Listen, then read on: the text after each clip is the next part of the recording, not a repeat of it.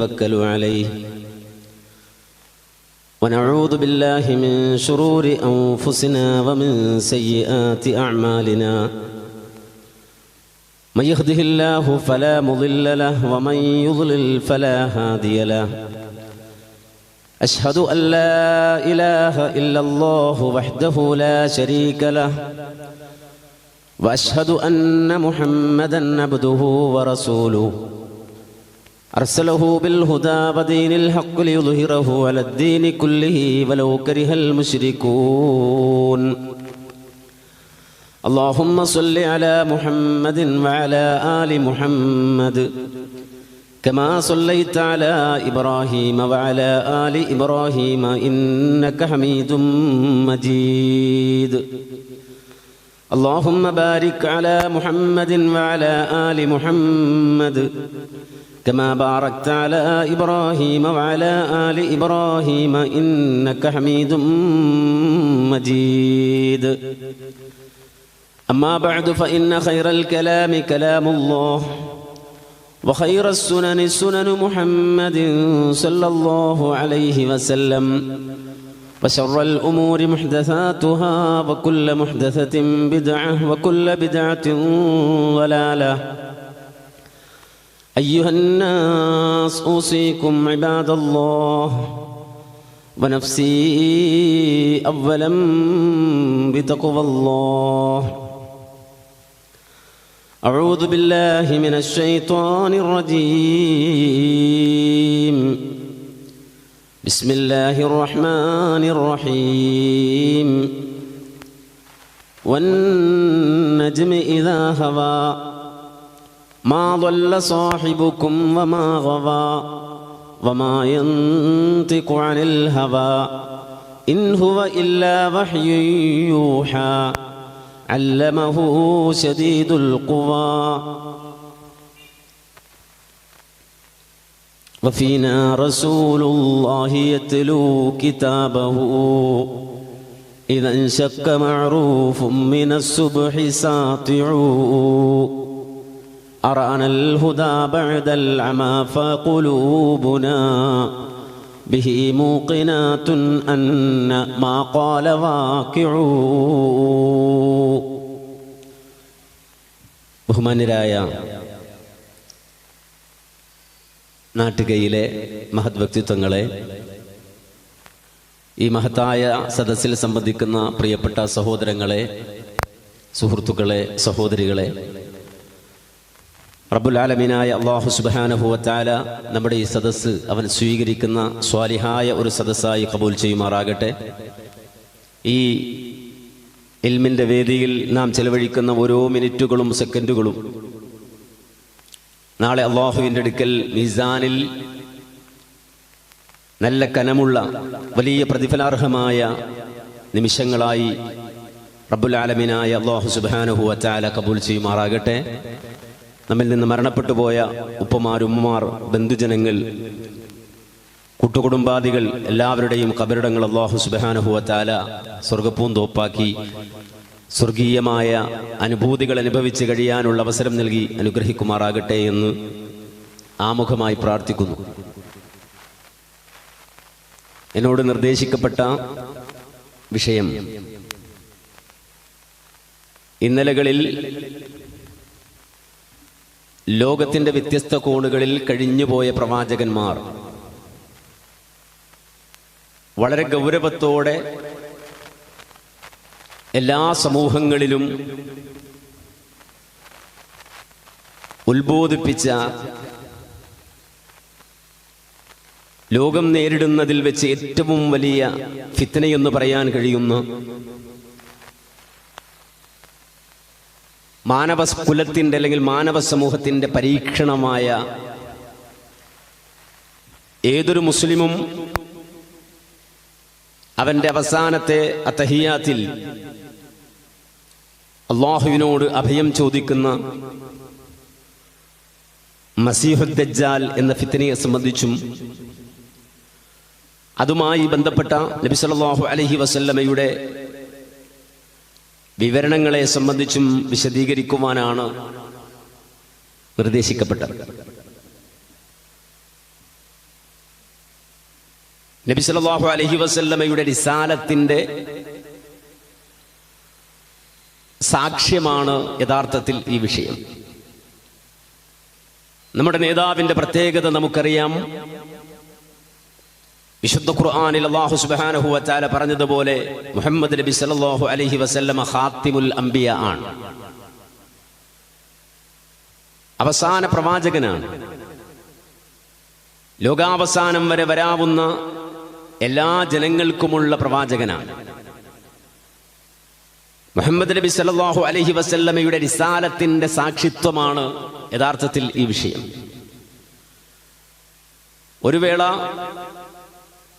കഴിഞ്ഞ നൂറ്റാണ്ടുകളിൽ ജീവിച്ചു മരിച്ചുപോയ മനുഷ്യർക്ക്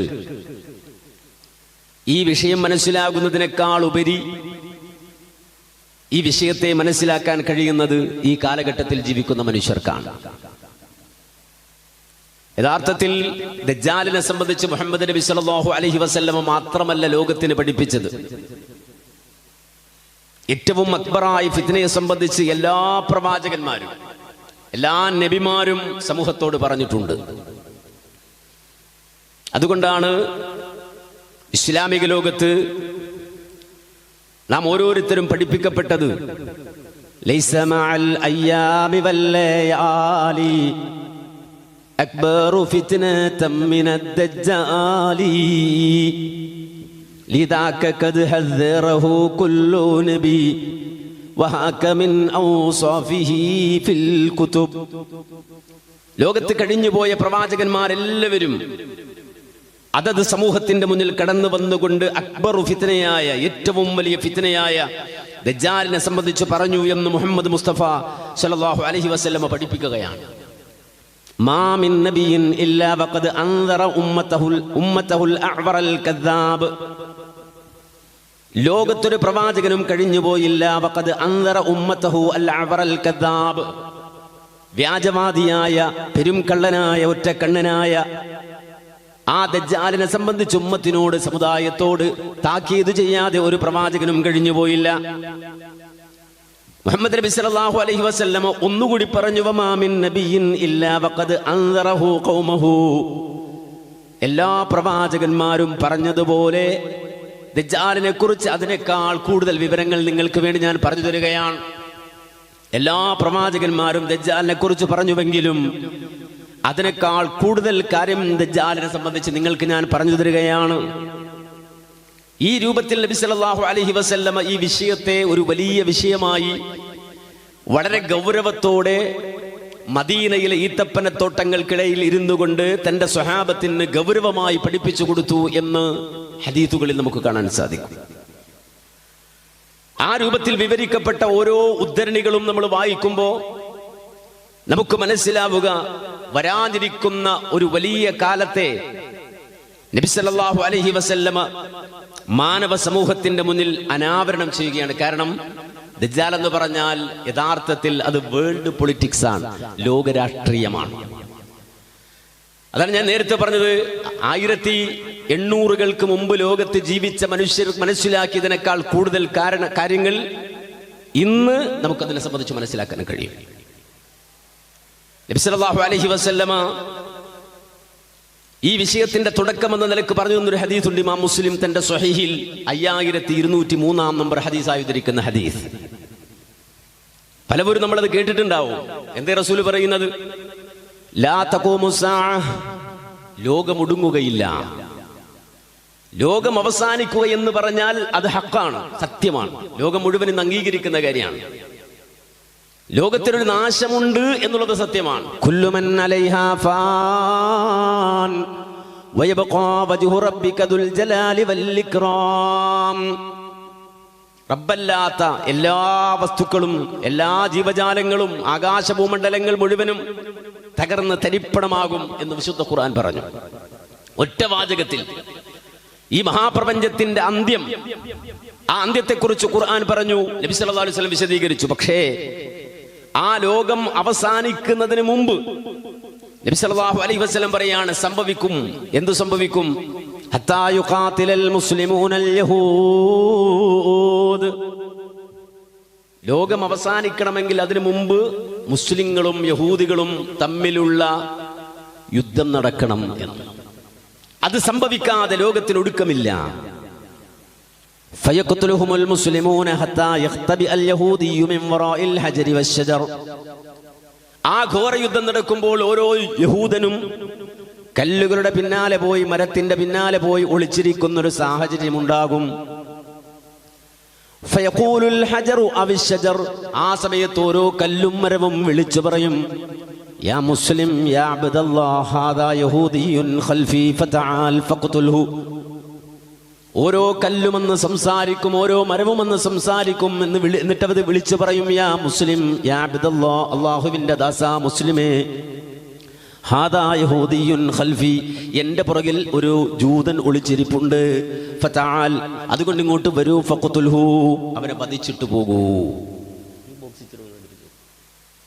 ഇല്ലൽ ഗർഖദ്, അർഖദ് എന്ന് പറയുന്ന മരമൊഴികെ ഇവരെയാണ്. ഗർഖദ് എന്ന് പറയുന്ന മരമൊഴികെ. അപ്പൊ മരം സംസാരിക്കും, കല്ല് സംസാരിക്കും എന്ന് പറയുമ്പോൾ അത് ആലങ്കാരികമാണോ എന്ന് വിചാരിച്ചിട്ട് ആരും സംശയിക്കാൻ നിൽക്കണ്ട. റസൂല് പറഞ്ഞു ഇല്ലൽ ഗർഖദ്, ഗർഖദ് എന്ന് പറയുന്ന മരമൊഴികെ. എന്തേ മരത്തിന്റെ പ്രത്യേകത? ഫഇന്നഹു മിൻ ശജറത്തിൽ യഹൂദ്, അത് യഹൂദികളെ സപ്പോർട്ട് ചെയ്യുന്ന ഒരു മരമാണ്, യഹൂദികളെ സപ്പോർട്ട് ചെയ്യുന്ന ഒരു മരമാണ് എന്ന് മുഹമ്മദ് നബി സല്ലല്ലാഹു അലൈഹി വസല്ലമ വളരെ കൃത്യമായി തന്നെ പറഞ്ഞ ഹദീസ് ഒരു പക്ഷെ 1800 വരെ ലോകത്തൊരു മനുഷ്യന് മനസ്സിലാവില്ല പറഞ്ഞാൽ. കാര്യം 1800 വരെ നമുക്കെല്ലാവർക്കും അറിയാം, ലോകത്ത് യഹൂദികൾ എന്ന് പറയുന്നത് ഒരു രാഷ്ട്രമല്ല. രാഷ്ട്രമല്ലെന്ന് മാത്രമല്ല, ഒരു രാഷ്ട്രമായി സങ്കല്പിക്കാൻ പോലും ഉള്ള ഒരു സാധ്യതയുമില്ല. കാരണം മഹാനായ റൂഹുല്ലാഹി ഈസ അലൈഹിസ്സലാത്തു വസ്സലാമിന്റെ വരവോടെ, അദ്ദേഹത്തിന്റെ ദൗത്യത്തോടെ ലോകത്ത് ഉടലെടുത്ത ഒരു സമൂഹത്തെ സംബന്ധിച്ചിടത്തോളം അവർ പിന്നീട് വളരുകയും വലുതാവുകയും ചെയ്ത ഘട്ടത്തിൽ അങ്ങനെ വളർന്നു വലുതായ സമൂഹത്തിന്റെ ടാർജറ്റായിരുന്നു യഥാർത്ഥത്തിൽ ജൂതന്മാർ. അഥവാ ലോകത്ത് യൂറോപ്യൻ രാജ്യങ്ങളുടെ ആധിപത്യം നേടിയ ക്രൈസ്തവ സമൂഹത്തിന്റെ ടാർജറ്റായിരുന്നു യഥാർത്ഥത്തിൽ ജൂതന്മാർ. ലോകത്തിന്റെ ഒരു കോണിലും സ്വസ്ഥമായി അവർക്ക് ജീവിക്കുവാനുള്ള സ്വാതന്ത്ര്യം യഥാർത്ഥത്തിൽ ക്രൈസ്തവരായ ആളുകൾ നൽകിയില്ല. ഏതെല്ലാം തരത്തിൽ ജൂതന്മാരെ ആക്രമിക്കാമോ ഇല്ലാതാക്കാമോ ആ തരത്തിൽ എല്ലായിടങ്ങളിലും ഇറങ്ങിച്ചെന്നുകൊണ്ട് യഹൂദ സമൂഹത്തെ കൂട്ടക്കൊല നടത്തി ഇല്ലാതാക്കാൻ ശ്രമിച്ച ആ ഒരു വലിയ പ്രതിഭാസം ലോകത്ത് സംഭവിച്ചു എന്നുള്ളത് നമുക്കെല്ലാവർക്കും അറിയുന്ന കാര്യമാണ്. അതിന്റെ ഏറ്റവും ഒടുവിലെ ഉദാഹരണം മാത്രമാണ് ജർമ്മനിയിൽ ഹിറ്റ്ലർ നടത്തിയത്. ഗ്യാസ് ചേംബറിൽ ഇട്ടുകൊണ്ട് ഏതാണ്ട് 60 ലക്ഷം വരുന്ന ജൂതന്മാരെയാണ്, 6 മില്യണോളം വരുന്ന ജൂതന്മാരെയാണ് ജർമ്മനിയിൽ കൊന്നുകളഞ്ഞത്, കൊന്നുതള്ളിയത്. ആ ചരിത്രമൊന്നും വിശദീകരിക്കേണ്ട, നമുക്കെല്ലാവർക്കും അറിയാം. ഹിറ്റ്ലർ എന്ന് പറഞ്ഞാൽ തന്നെ നമുക്കറിയാം, ഹിറ്റ്ലർ എന്ന് പറഞ്ഞാൽ അതിന്റെ ഏറ്റവും ചെറിയൊരു രൂപം മാത്രമാണ്. അതിനു മുമ്പ് ലോകത്തിന്റെ വ്യത്യസ്ത കോണുകളിൽ നിരന്തരമായി കൊന്നുതള്ളി ഒരു രാജ്യത്തും ജീവിക്കാൻ അനുവദിക്കാതെ തകർക്കപ്പെട്ട, ഇല്ലാതാക്കപ്പെട്ട ഒരു സമൂഹമാണ് യഥാർത്ഥത്തിൽ യഹൂദന്മാർ എന്ന് പറഞ്ഞാൽ. അതിന് കാരണമായി ക്രൈസ്തവർ തന്നെ പറഞ്ഞത്, അവരെ സംബന്ധിച്ചിടത്തോളം ഡെയ്സൈഡിന്റെ ആളുകളാണ് എന്നാണ്. ഡെയ്സൈഡ് എന്ന് പറഞ്ഞാൽ ഒരു സാങ്കേതികമായ പ്രയോഗമാണ്. എന്താണ് ഡെയ്സൈഡ് എന്ന് പറഞ്ഞാൽ? കില്ലിംഗ് ഓഫ് എ ഗോഡ്, ഒരു ദൈവത്തെ കൊല്ലുക എന്നാണ് അതിന്റെ അർത്ഥം. ദൈവത്തെ കൊല്ലുക എന്ന പ്രതിഭാസം അത് യഹൂദന്റെ കയ്യിലൂടെ സംഭവിച്ചിട്ടുണ്ട്. ജൂതൻ ദൈവത്തെ കൊന്നിട്ടുണ്ട്. അഥവാ യേശുവിനെ കൊന്നത് ജൂതന്മാരാണ് എന്ന വിശ്വാസം ക്രൈസ്തവ സമൂഹത്തിനിടയിൽ വളരെ വ്യാപകമായി ഉണ്ടായി. വളരെ വ്യാപകമായി ഉണ്ടായി എന്ന് പറയുമ്പോൾ നമ്മൾ മനസ്സിലാക്കണം, അവരെ സംബന്ധിച്ചിടത്തോളം ജൂതന്മാർ തന്നെയും ലോകത്തിന്റെ മുന്നിൽ വന്നുകൊണ്ട് പറഞ്ഞു, ഇന്നാ ഖതൽനാ ഈസ ബിന മറിയം, മറിയമിന്റെ പുത്രൻ ഈസയെ കൊന്നത് ഞങ്ങളാണ്. അത് ജൂതന്മാർ തന്നെ പറയാണ്, യേശുവിനെ കൊന്നത് ഞങ്ങളാണ്. നിങ്ങളത് ആലോചിച്ച് നോക്കൂ. ഒരു സമൂഹം ദൈവപുത്രനായി അംഗീകരിക്കുന്ന, അല്ലെങ്കിൽ അവർ കൊണ്ടു നടക്കുന്നവർ വിശ്വസിക്കുന്ന, അവരുടെ ജീവിതത്തിന്റെ തുടിപ്പായി അവർ കൊണ്ടു നടക്കുന്ന ദൈവത്തെ കൊന്നത് ഞങ്ങളാണ് എന്ന് ഒരു സമൂഹം പറഞ്ഞാൽ ആ ദൈവത്തിന്റെ അണികൾ അവർ വെറുതെ വിടും? ഒരിക്കലും അവരെ വെറുതെ വിടില്ല. എന്നതുകൊണ്ട് തന്നെ യഥാർത്ഥത്തിൽ ക്രൈസ്തവ രാഷ്ട്രം എവിടെയെല്ലാം ഉണ്ടായോ, യൂറോപ്യൻ രാജ്യങ്ങളൊക്കെ അതിന്റെ അഹ്ലുകാരാ, നമുക്കെല്ലാവർക്കും അറിയാം. പിന്നീട് അവർ കൊളോണിയൽ ശക്തികളായി ലോകത്തിന്റെ വ്യത്യസ്ത ഭാഗങ്ങളിലേക്ക് കടന്നു ചെന്ന് എവിടെയെല്ലാം അധികാരം പിടിച്ചെടുത്തോ അവിടെ മുഴുവനും നിഷ്കരുണം യഹൂദന്മാർ ആക്രമിക്കപ്പെട്ടു. പിന്നെ എങ്ങനെ അവർക്കൊരു രാജ്യം ഉണ്ടാവുക? പിന്നെ എങ്ങനെയാണ് അവർക്കൊരു രാഷ്ട്രം ഉണ്ടാവുക? പിന്നെ എങ്ങനെയാണ് ഒരു വൻ ശക്തിയായി മറുഭാഗത്ത് അവർ വരിക?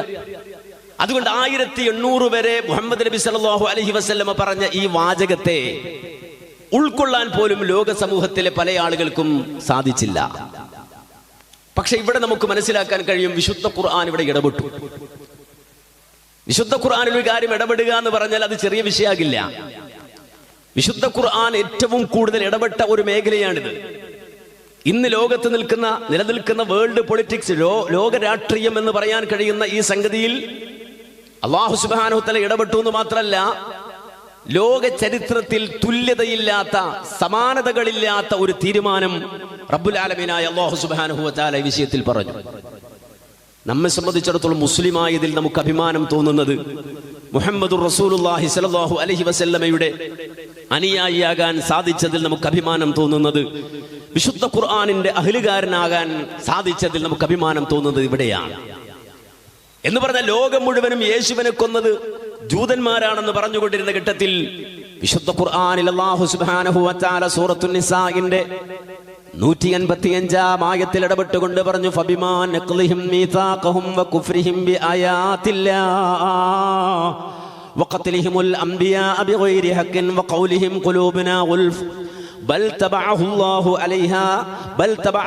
അലൈഹാ ബികുഫ്രിഹിം ഫലാ യുഅ്മിനൂന ഇല്ലാ ഖലീലാ وبكفرهم وقولهم على مريم بهتانا عظيما وقولهم إنا قتلنا عيسى بن مريم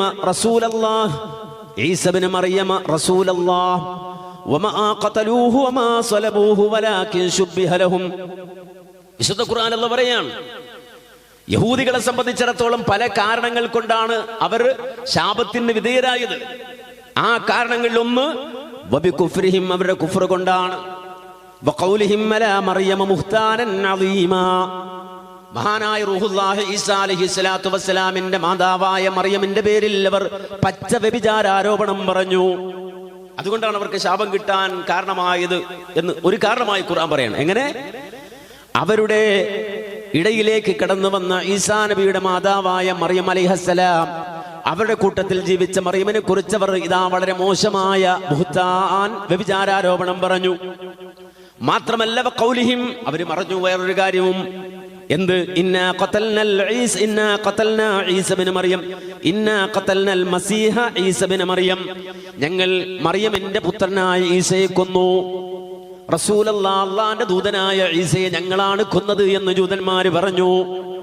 അവിടെ അല്ലാഹു സുബ്ഹാനഹു വ തആല ഇടപെട്ടുകൊണ്ട് പറയണത്, വമാ ഖതലൂഹു വമാ സലബൂഹു വലാകിൻ ശുബ്ബിഹ ലഹും, ഒരിക്കലും ഈസാ നബി അവർ കൊന്നിട്ടില്ല, കുരിശിലേറ്റിയിട്ടും ഇല്ല. നിങ്ങൾ മനസ്സിലാക്കണം, 1800 വരെ ജൂത സമൂഹം ലോകത്തിന്റെ മുക്കുമൂലകളിൽ ക്രൈസ്തവ ഭരണകൂടത്തിന്റെ പീഡനങ്ങൾക്ക് വിധേയരായത്, അവർ അനവധി വംശഹത്യകൾക്ക് വിധേയമായത് ഈ കാര്യത്തിലാണ്. അവർ ദൈവത്തെ കൊന്നു എന്ന് പറഞ്ഞിട്ടാണ് യഥാർത്ഥത്തിൽ ക്രൈസ്തവ ഭരണകൂടം ജൂത സമൂഹങ്ങളെ കൊന്നു തീർത്തത് എന്ന് ചരിത്രകാരന്മാർ രേഖപ്പെടുത്തി വെക്കുന്നു. പക്ഷെ അവിടെ ഖുർആൻ 1400 കൊല്ലം മുമ്പ് ഇടപെട്ടുകൊണ്ട് പറഞ്ഞു, മാ ഖതലൂഹു, ഈസാ നബിയെ കൊന്നിട്ടില്ല. ഇത് ലോകം സ്വീകരിച്ചിരുന്നുവെങ്കിൽ നിരവധി ജൂത സമൂഹം രക്ഷപ്പെടുമായിരുന്നു. ഒരിക്കലും അവർ ഗ്യാസ് ചേംബറിൽ കിടന്ന് പിടഞ്ഞു മരിക്കുമായിരുന്നില്ല.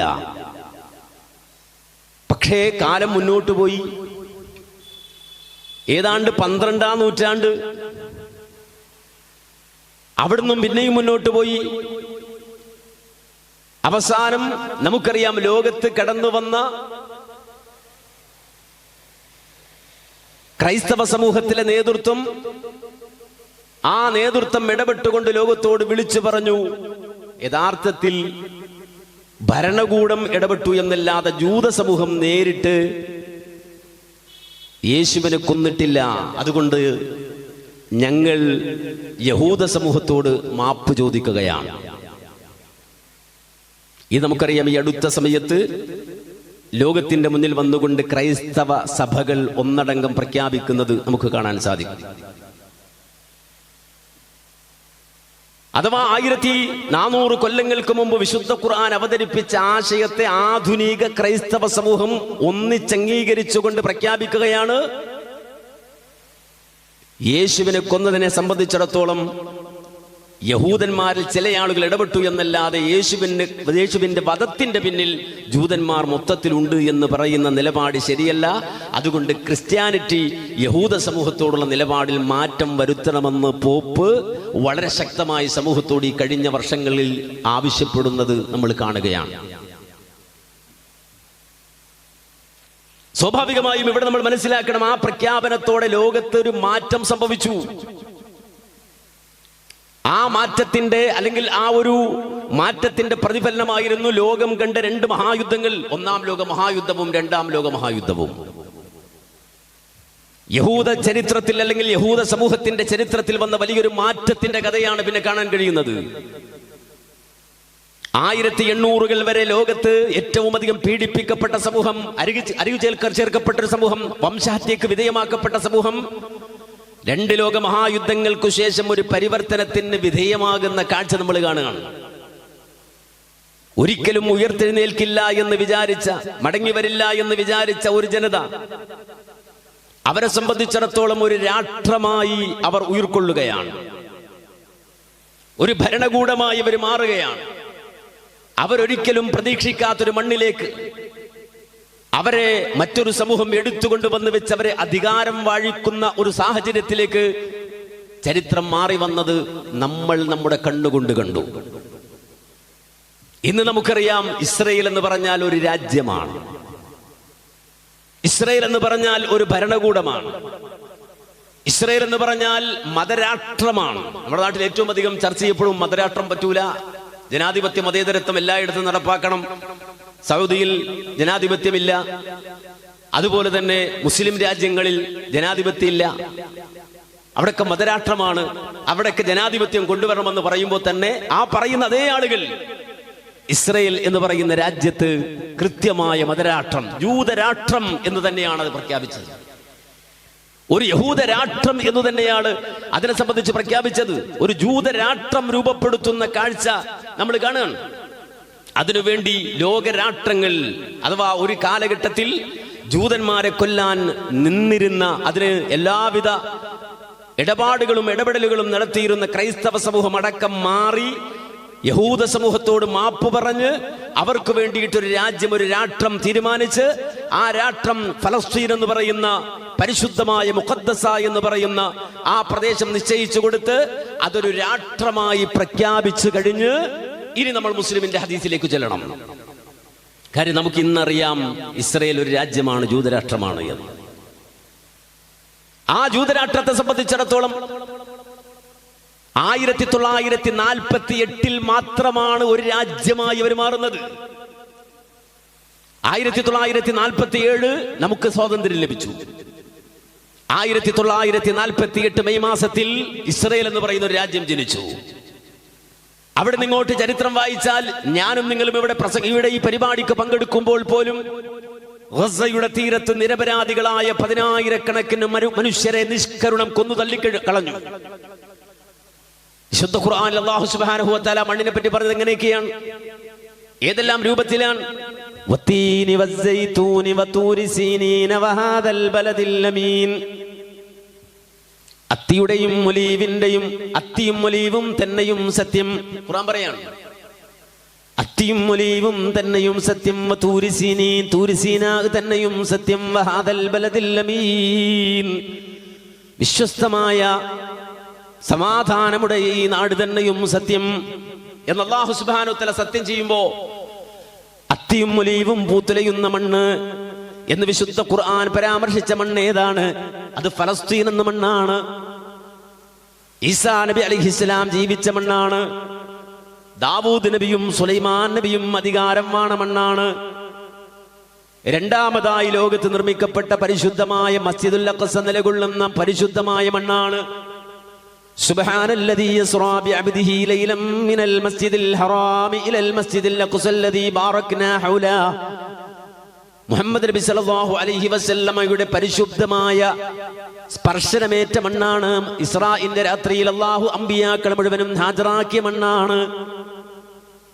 പരിശുദ്ധമായ കഅബാലയം കഴിഞ്ഞാൽ രണ്ടാമത്തെ പള്ളി പണിയപ്പെട്ട ആ സ്ഥലമാണ്. ആ മസ്ജിദുൽ അഖ്സയാണ്. ആ മണ്ണിലാണ് കുഞ്ഞുങ്ങളുടെ, മനുഷ്യരുടെ, സ്ത്രീജനങ്ങളുടെ രക്തം കൊണ്ട് അവിടെ ചോരപ്പുഴ ഒഴുകിയത്. ഇനി അവിടെ വളരുന്ന ഓരോ ചെടികളും അവിടെയുള്ള ഓരോ മൺതരികളും മനുഷ്യന്റെ രക്തം പുരണ്ട് ആ ലവണം വലിച്ചെടുത്തുകൊണ്ടാണ് ജീവിക്കുന്നത്.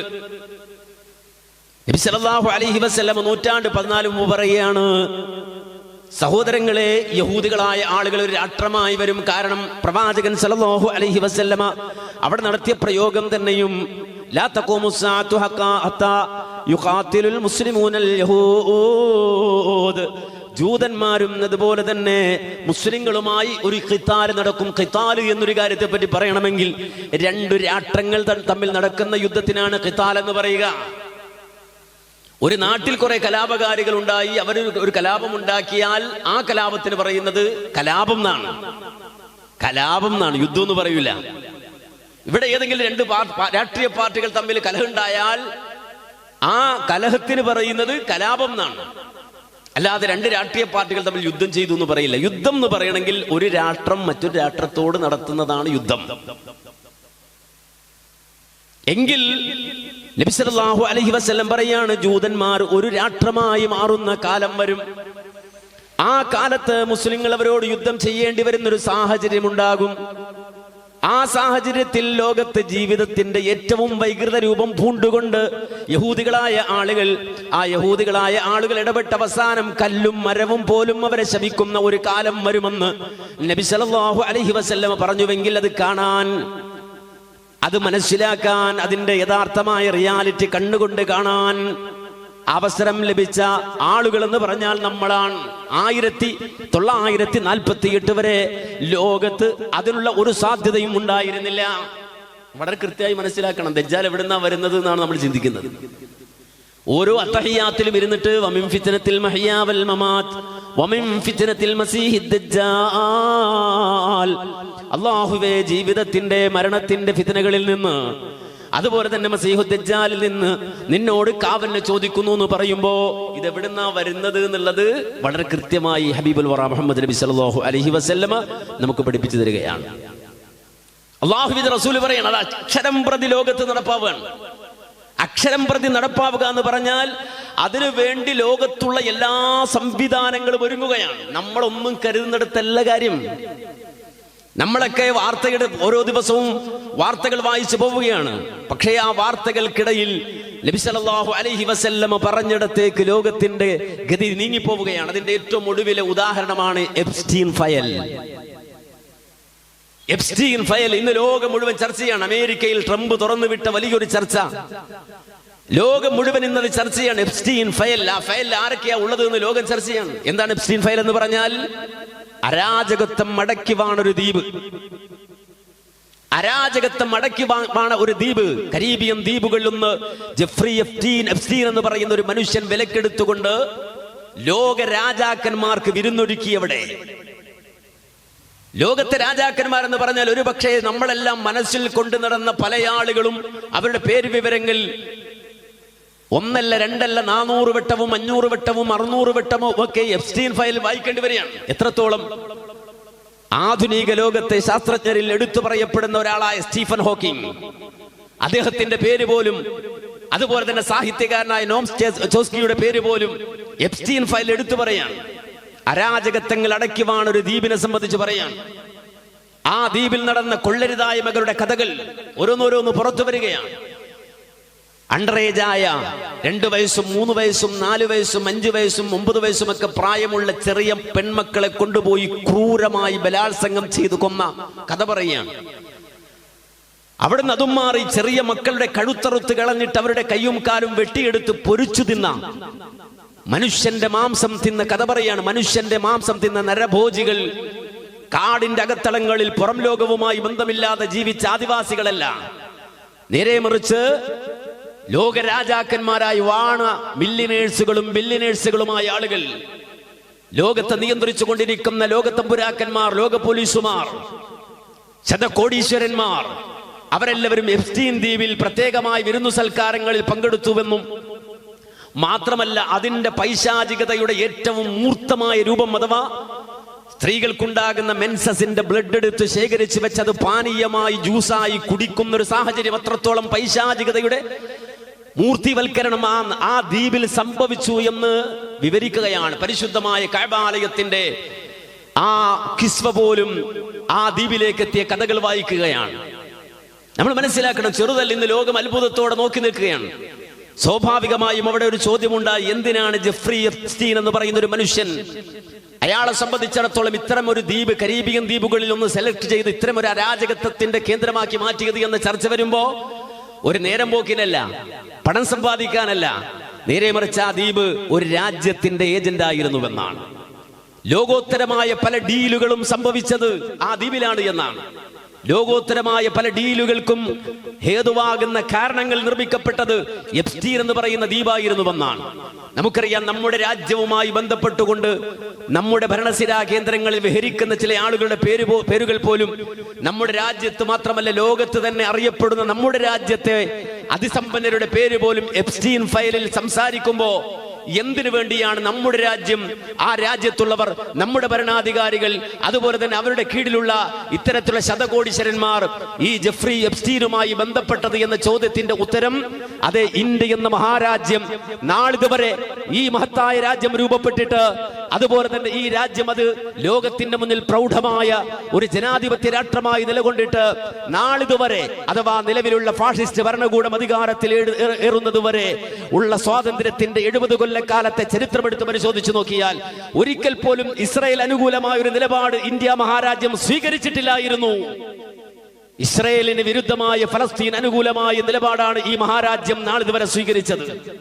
ഈ രാജ്യത്തിന്റെ, ഇന്ത്യ എന്ന മഹാരാജ്യത്തിന്റെ നിലപാട് മാറ്റി ഇസ്രായേൽ അനുകൂലമായ നിലപാടിലേക്ക് രാജ്യത്തെ തിരിച്ചു കൊണ്ടുപോകാനാണ്, ആ കരീബിയൻ ദ്വീപിലേക്ക് ആളുകളെ ഈ രാജ്യത്തിൽ നിന്ന് കടത്തിക്കൊണ്ടുപോകാൻ, ഈ രാജ്യത്തുള്ള ഭരണാധികാരിയുടെ നിലപാട് മാറ്റാനാണ് എപ്സ്റ്റീൻ അവിടെ ഇടപെട്ടത്. എപ്സ്റ്റീൻ ഫയലിലൂടെ തെളിവുകൾ ഉദ്ധരിച്ചുകൊണ്ടുള്ള വർത്തമാനങ്ങൾ പുറത്തു വരുമ്പോ ഇസ്രായേൽ എന്ന് പറയുന്ന ഒരു ജൂതരാജ്യത്തിന് അനുകൂലമായ കളമൊരുക്കുവാൻ വേണ്ടി ലോകരാജ്യങ്ങളെ രൂപപ്പെടുത്തുന്ന അന്താരാഷ്ട്ര ഡീൽ നടക്കുന്ന കേന്ദ്രമായിരുന്നു ഈ പറയുന്ന എപ്സ്റ്റീൻ ദ്വീപ് എന്ന് പറയുമ്പോ സഹോദരങ്ങളെ നമ്മൾ മനസ്സിലാക്കണം, ഈ രൂപത്തിൽ ലോകം മൊത്തം ഒരു പ്രത്യേകമായ രാഷ്ട്രീയ അന്തരീക്ഷത്തിലേക്ക് മാറുകയാണ്. നബി സല്ലല്ലാഹു അലൈഹി വസല്ലം എന്താ പറഞ്ഞത്? ലോകത്ത് മനുഷ്യ സമൂഹം വെറുക്കുന്ന, കല്ലുകളും മരങ്ങളും വെറുക്കുന്ന ഒരു സമൂഹം രൂപപ്പെടാൻ പോകുന്നു. കല്ലുകളും മരങ്ങളും വെറുക്കുന്ന ഒരു സമൂഹം രൂപപ്പെടാൻ പോകുന്നു എന്ന് പറയുമ്പോ സഹോദരങ്ങളെ, അതിന്റെ ആഴം എത്രയാ നമ്മൾ ചിന്തിച്ചു നോക്കൂ. ഇന്ന് നമുക്കറിയാം, ജെഫ്രി എപ്സ്റ്റീനിൽ അദ്ദേഹം ആത്മഹത്യ ചെയ്തു. ആ ദ്വീപ് മറ്റൊരാൾ വിലക്ക് വാങ്ങി. ആ ദ്വീപിലെ മണ്ണും ആ ദ്വീപിലെ കല്ലും ആ ദ്വീപിലെ മരങ്ങളും യഥാർത്ഥത്തിൽ അവിടെ ഇത്രയും അധികം കടന്നുപോയ ഭരണാധികാരികളും ലോക സാമ്രാട്ടുകളുമായ ആളുകളെ ശപിച്ചുകൊണ്ടല്ലാതെ ആ ദ്വീപിലെ മണ്ണ് നിലനിൽക്കൂല. മണ്ണ് എന്ന് പറഞ്ഞ വലിയ സംഭവമാണ്. മണ്ണ് എന്ന് പറഞ്ഞാൽ നിങ്ങൾ വിചാരിക്കും മിണ്ടൂല, തെറ്റാണത്. മണ്ണ് സംസാരിക്കും, മണ്ണ് പ്രതികരിക്കും. ഖുർആനാ പറഞ്ഞത്, അല്ലയാ പറഞ്ഞത്, ഇദാ സുൽസിലത്തിൽ അർളു സിൽസാലഹാ വഅഖ്റജത്തിൽ അർളു അത്ഖാലഹാ വഖാലൽ ഇൻസാനു മാ ലഹാ യൗമഇദിൻ തുഹദ്ദിഥു അഖ്ബാറഹാ ബിഅന്ന റബ്ബക ഔഹാ ലഹാ. അല്ലാഹു ഭൂമിയെ സംബന്ധിച്ച് പറഞ്ഞ വർത്താനാണ്. ഭൂമി സവിശേഷമാണ്. ഭൂമി എന്ന് പറഞ്ഞാൽ അല്ലാഹുവിന് വല്ലാത്തൊരു പടപ്പാണ്. നമ്മെ പടച്ചത് പോലും മണ്ണിന്നാണ്. മനുഷ്യൻ പോലും മണ്ണിന്റെ സത്താണ്. മാത്രമല്ല, ഭൂമിയെ സംബന്ധിച്ച് അല്ലാഹു സുബ്ഹാനഹു വ തആല പ്രത്യേകം എടുത്തു പറഞ്ഞു, വജഅലൽ അർള കിഫാത അഹ്യാഅൻ വ അംവാത. വജഅലൽ അർള കിഫാത, ഭൂമി അല്ലാഹു മതിയായതാക്കി. ആർക്ക്? അഹ്യാഅൻ വ അംവാത, ജീവിച്ചിരിക്കുന്നവർക്കും മരിച്ചവർക്കും ഒരുപോലെ ഭൂമി മതി, മണ്ണ് മതി. മനസ്സിലാക്കണം, എനിക്കിവിടെ പ്രസംഗിക്കണമെങ്കിൽ ഇതിന്റെ മുകളിൽ സ്റ്റേജ് ഇട്ടിട്ടാണ് പ്രസംഗിക്കണേ. വാഹനം ഓടിക്കുന്നത്, വീട് വെക്കുന്നത്, നടക്കുന്നത്, സസ്യലതാദികൾ മുളപ്പിക്കുന്നത്, കൃഷി ചെയ്യുന്നത് എല്ലാം മണ്ണിന്നാണ്. അതേ അഹ്യാ, എനിക്ക് ജീവിക്കാൻ മണ്ണ് മതി. ഇനി ഞാൻ മരിച്ചാലോ, നിങ്ങൾ മരിച്ചാലോ ഒരു കുഴിയെടുത്ത് കുഴിച്ചിട്ടാ മതി, മണ്ണ് സ്വീകരിച്ചുകൊള്ളു, ഒബ്സർവ് ചെയ്യും. മണ്ണ് നമ്മെ വിഴുങ്ങിക്കളയും, മണ്ണ് നമ്മെ നുരുമ്പിച്ചു കളയും. ആ മണ്ണ് നമ്മളെ സ്വീകരിച്ചുകൊള്ളും. മണ്ണ് വല്ലാത്തൊരു പ്രതിഭാസമാണ്. അതുകൊണ്ട് ആ ഖുർആനിൽ സുൽസാലിൽ അല്ലാഹു പറഞ്ഞത് ഇദാ സുൽസിലത്തിൽ അർളു സിൽസാലഹാ വഖറജത്തിൽ അർളു അസ്ഖാലഹാ, ഭൂമി അത് കിടുകിടാ വിറപ്പിക്കപ്പെടും ഖിയാമത്ത് നാളിൽ. ഭൂമി അതിന്റെ ഉള്ളിലുള്ളതെല്ലാം പുറത്തേക്ക് തള്ളും. വഖാലൽ ഇൻസാനു മാലഹാ, അന്നം വിട്ടുകൊണ്ട് മനുഷ്യൻ ചോദിക്കും, എന്തു പറ്റി ഇതിന്, എന്ത് സംഭവിച്ചു ഇതിന് എന്ന് പറഞ്ഞിട്ട് അല്ലാഹു പറയുന്നു യൗമഇദിൻ തുഹദ്ദിസു അഖ്ബാറഹാ ബിഅന്ന റബ്ബക ഔഹാ ലഹാ. ഭൂമി അതിന്റെ വർത്തമാനം പറയും, ഭൂമി സംസാരിക്കും. ഈ ആയത്ത് ഓതിയിട്ട റസൂൽ പറഞ്ഞു ഇഹ്ഫദുൽ അർദ്, ഭൂമിയെ നിങ്ങൾ സൂക്ഷിച്ചോണേ, മണ്ണിനെ നിങ്ങൾ സൂക്ഷിച്ചോണേ. ഇന്നഹാ ഉമ്മുക്കും, അത് നിങ്ങളുടെ മാതാവാണ്, അത് നിങ്ങളുടെ ഉമ്മയാണ്, അതിന് സ്വഭാവമുണ്ട്. നിങ്ങൾ അതിന്റെ മുകളിൽ നിന്നുകൊണ്ട് എന്തു തന്നെ ചെയ്താലും നാളെ മഹ്ശറയിൽ അല്ലാഹുവിന്റെ മുന്നിൽ അത് വിളിച്ചു പറയാതിരിക്കില്ല, ഭൂമി സംസാരിക്കാതിരിക്കില്ല. അപ്പൊ നമ്മൾ മനസ്സിലാക്കണം, ഭൂമി സംസാരിക്കും എന്ന് വളരെ കൃത്യമായി ഖുർആൻ പറയുന്ന ഒരു കാര്യമാണ്, അല്ലാഹു പഠിപ്പിക്കുന്ന ഒരു കാര്യമാണ്. ആ സംസാരം അതിന്റെ ഒരു ഭാഗം ഈ ഭൂമിയുടെ മുകളിൽ തന്നെ മനുഷ്യൻ ജീവിച്ചിരിക്കുമ്പോൾ തന്നെ സംഭവിക്കുകയാണ്. ആ സംഭവം ലോകം അരാജകത്വത്തിൽ ആറാടുന്നൊരു സാഹചര്യം രൂപപ്പെടുമ്പോഴാണ്. അരാജകത്വത്തിൽ ആറാടുമ്പോഴുള്ള ഒരു സാഹചര്യം, അവസാനം ആ അരാജകത്വം മുഴുവനും ഉണ്ടാകുന്നത് ആർക്കെതിരെയാണെന്ന് ചോദിച്ചാൽ ഒരൊറ്റ സമൂഹത്തിനെതിരെയായിരിക്കും, ഒരൊറ്റ ഉമ്മത്തിനെതിരെയായിരിക്കും. ആ ഉമ്മത്തിന്റെ പേരാണ് ഉമ്മത്ത് മുഹമ്മദ് സല്ലല്ലാഹു അലൈഹി വസല്ലം. നിങ്ങൾ നോക്കൂ, ലോകത്ത് രൂപപ്പെടുന്ന ഏത് രാഷ്ട്രീയം എടുത്തു നോക്കൂ, ലോകത്തിന്റെ ഓരോ മുക്കിലും മൂലയിലും നിങ്ങൾ പരിശോധിക്കൂ, അവിടെ ടാർഗറ്റ് ചെയ്യപ്പെടുന്ന ഒരൊറ്റ സമൂഹമേ ഉണ്ടാകൂ, അത് ഉമ്മത്ത് മുഹമ്മദ് സല്ലല്ലാഹു അലൈഹി വസല്ലമയാണ്. നബി സല്ലല്ലാഹു അലൈഹി വസല്ലമയുടെ ഉമ്മത്താണ്. ഉമ്മത്ത് മുന്നോട്ട് വെക്കുന്ന ദീനിന്റെ സംസ്കാരം തൊടാൻ അനുവദിക്കില്ല, അത് സമ്മതിച്ചു തരില്ല. കേടുള്ളതൊന്നും ഇസ്ലാം പറഞ്ഞിട്ടില്ല. നിങ്ങൾ നോക്കൂ, ഒരു സമൂഹത്തിന് കേടുള്ളത് എന്തെങ്കിലും ഇസ്ലാം സമൂഹത്തോട് പറഞ്ഞിട്ടുണ്ടോ? ഇല്ല. നിങ്ങൾ നോക്കൂ, കള്ളു കുടിക്കരുത് എന്ന് പറഞ്ഞു. മദ്യപിക്കാത്ത ഒരു സമൂഹത്തെ സംബന്ധിച്ചിടത്തോളം ആ സമൂഹം എത്രമാത്രം ആരോഗ്യമുള്ള ഒരു സൊസൈറ്റി ആയിരിക്കും. മദ്യപിക്കരുത് എന്ന് പറഞ്ഞത് ദീനാണ്, കർക്കശമായി പറഞ്ഞത്. അതിനെ സംബന്ധിച്ച് പഠനങ്ങൾ നടക്കുന്നുണ്ട്. നമുക്കറിയാം, ഏറ്റവും കൂടുതൽ സുഭിഷ്ടമായ ആഹാരം, സുഭിക്ഷമായ ആഹാരം, രുചികരമായ ആഹാരം പാകം ചെയ്യുന്നത് മുസ്ലിങ്ങളാണ് എന്നാണ്. ഏറ്റവും രുചികരമായ ആഹാരം ലോകത്ത് എവിടെ ചെന്നാലും അത് മേക്ക് ചെയ്യുന്നത്, നിർമ്മിക്കുന്നത് മുസ്ലിങ്ങളാണ് എന്നാണ്. കാര്യം വെച്ചാൽ മുസ്ലിങ്ങളല്ലാത്തവരെ സംബന്ധിച്ചിടത്തോളം അവരുടെ എന്ത് ആഘോഷം എടുത്ത് പരിശോധിച്ചാലും, അവരുടെ ഏത് സെലിബ്രേഷൻ എടുത്ത് പരിശോധിച്ചാലും അവിടെ വൈൻ ഉണ്ടാവും, മദ്യമുണ്ടാവും. മദ്യം കൊണ്ടാണ് അവർ ആഘോഷിക്കുക. ലോകത്ത് മുസ്ലിം അല്ലാത്ത ഏത് സൊസൈറ്റി ആണെങ്കിലും അവർ ആഘോഷിക്കുന്നത്, അവർ സെലിബ്രേറ്റ് ചെയ്യുന്നത് മദ്യം കൊണ്ടാണ്. മുസ്ലിം ഉമ്മത്തിന് മദ്യം തൊടാൻ പറ്റില്ല. അതുകൊണ്ട് അവർ മറ്റു മാർഗങ്ങൾ, അവരുടെ സെലിബ്രേഷന് മറ്റു മാർഗങ്ങൾ, രുചികരമായ ഭക്ഷണം ക്രിയേറ്റ് ചെയ്യുക, അത് കഴിക്കുക എന്ന രൂപത്തിൽ അത് വളരെയധികം പോസിറ്റീവായി ഉപയോഗിച്ചു. അപ്പോ മദ്യപാനം എന്ന സമൂഹത്തിനും വ്യക്തിക്കും ദൂഷ്യമുള്ള, കുടുംബത്തിന് ദൂഷ്യമുള്ള സംവിധാനത്തെ പൂർണ്ണമായി നിരോധിച്ചു ഇസ്ലാം. ലോകത്തൊരു ഇസ്ലാം എന്തെങ്കിലും തെറ്റ് ചെയ്തോ? പലിശ പാടില്ലെന്ന് പറഞ്ഞു. ഇന്നല്ലാഹ ഹറമ റിബ, അല്ലാഹു പലിശ ഹറാമാക്കി. അഹല്ലല്ലാഹുൽ ബൈഅ, കച്ചവടം അനുവദനീയമാക്കി. അതുകൊണ്ട് എന്താ പ്രത്യേകത? മുസ്ലിങ്ങളെ സംബന്ധിച്ചിടത്തോളം അവരുടെ ജീവിതത്തിൽ ക്രിയേറ്റിവിറ്റി രൂപപ്പെട്ടു എന്ന് ഏത് രംഗത്ത്? ബിസിനസ് രംഗത്ത്, കച്ചവട രംഗത്ത്. ലോകത്ത് എവിടെ ചെന്നാലും ബിസിനസ് രംഗത്ത് മുസ്ലിങ്ങൾ അവരുടേതായ ഒരു ഇടപെടൽ നടത്തിക്കൊണ്ടിരിക്കും. മനസ്സിലാക്കണം. അപ്പോ ഒരു ഭാഗത്ത് പലിശ നിരോധിച്ചുകൊണ്ട് കടക്കണിയിൽ അകപ്പെട്ട്, പലിശയിൽ അകപ്പെട്ട് മനുഷ്യന്റെ മോഹങ്ങളെ ചൂഷണം ചെയ്ത് വളർന്നു വരുന്ന ഒരു സാമ്പത്തിക വ്യവസ്ഥയുടെ അടിവേററുത്തു അല്ലാഹുവിന്റെ റസൂൽ സല്ലല്ലാഹു അലൈഹി വസല്ലം. അതിന്റെ അർത്ഥം അവർക്ക് കള്ളു അറിയാത്തവരാണെന്നല്ല, പലിശ അറിയാത്തവരാണെന്നല്ല, പലിശ കൊണ്ടുള്ള ലാഭം അറിയാത്തവരാണെന്നല്ല. മുഹമ്മദ് നബി സല്ലല്ലാഹു അലൈഹി വസല്ലമ ജീവിച്ച കാലഘട്ടത്തെ സംബന്ധിച്ച് ഞാൻ പറയണ്ട. ജാഹിലിയത്തിൽ മദ്യം എന്ന് പറഞ്ഞാൽ അത് അവരുടെ ജീവിതത്തിന്റെ ഏറ്റവും വലിയ അഭിലാഷമായിരുന്നുവെന്ന് മാത്രമല്ല, ആ കാലഘട്ടത്തിലുള്ള ആളുകൾ വസിയ്യത്ത് പത്രത്തിൽ എഴുതി വെച്ചത് പോലും ഇദാ മിത്തു ഫദ്ഫിന്നി ഇലാ ജംബി കർമതി, ഞാൻ മരിച്ചാൽ എന്നെ മുന്തിരിവള്ളിയുടെ അടിയിൽ കുഴിച്ചിടണമെന്ന് വസിയത്ത് പത്രം എഴുതി വെച്ച ആളുകളാണ്. മക്കൾ വന്ന് ചോദിച്ചു, എന്തിനാ ഉപ്പ നിങ്ങളുടെ മുന്തിരിവള്ളിയുടെ അടിയിൽ കുഴിച്ചിടുന്നത്? അപ്പൊ അവര് പറഞ്ഞത്, എന്റെ എല്ലുകളിൽ മുന്തിരിച്ചെടിയുടെ വേരുകൾ വന്ന് സ്പർശിക്കുമ്പോ അതിൽ നിന്നെന്തെങ്കിലും ലഹരി കിട്ടുമെങ്കിൽ ഞാൻ ഖബറിൽ കിടന്നത് ആസ്വദിച്ചു കൊള്ളാം.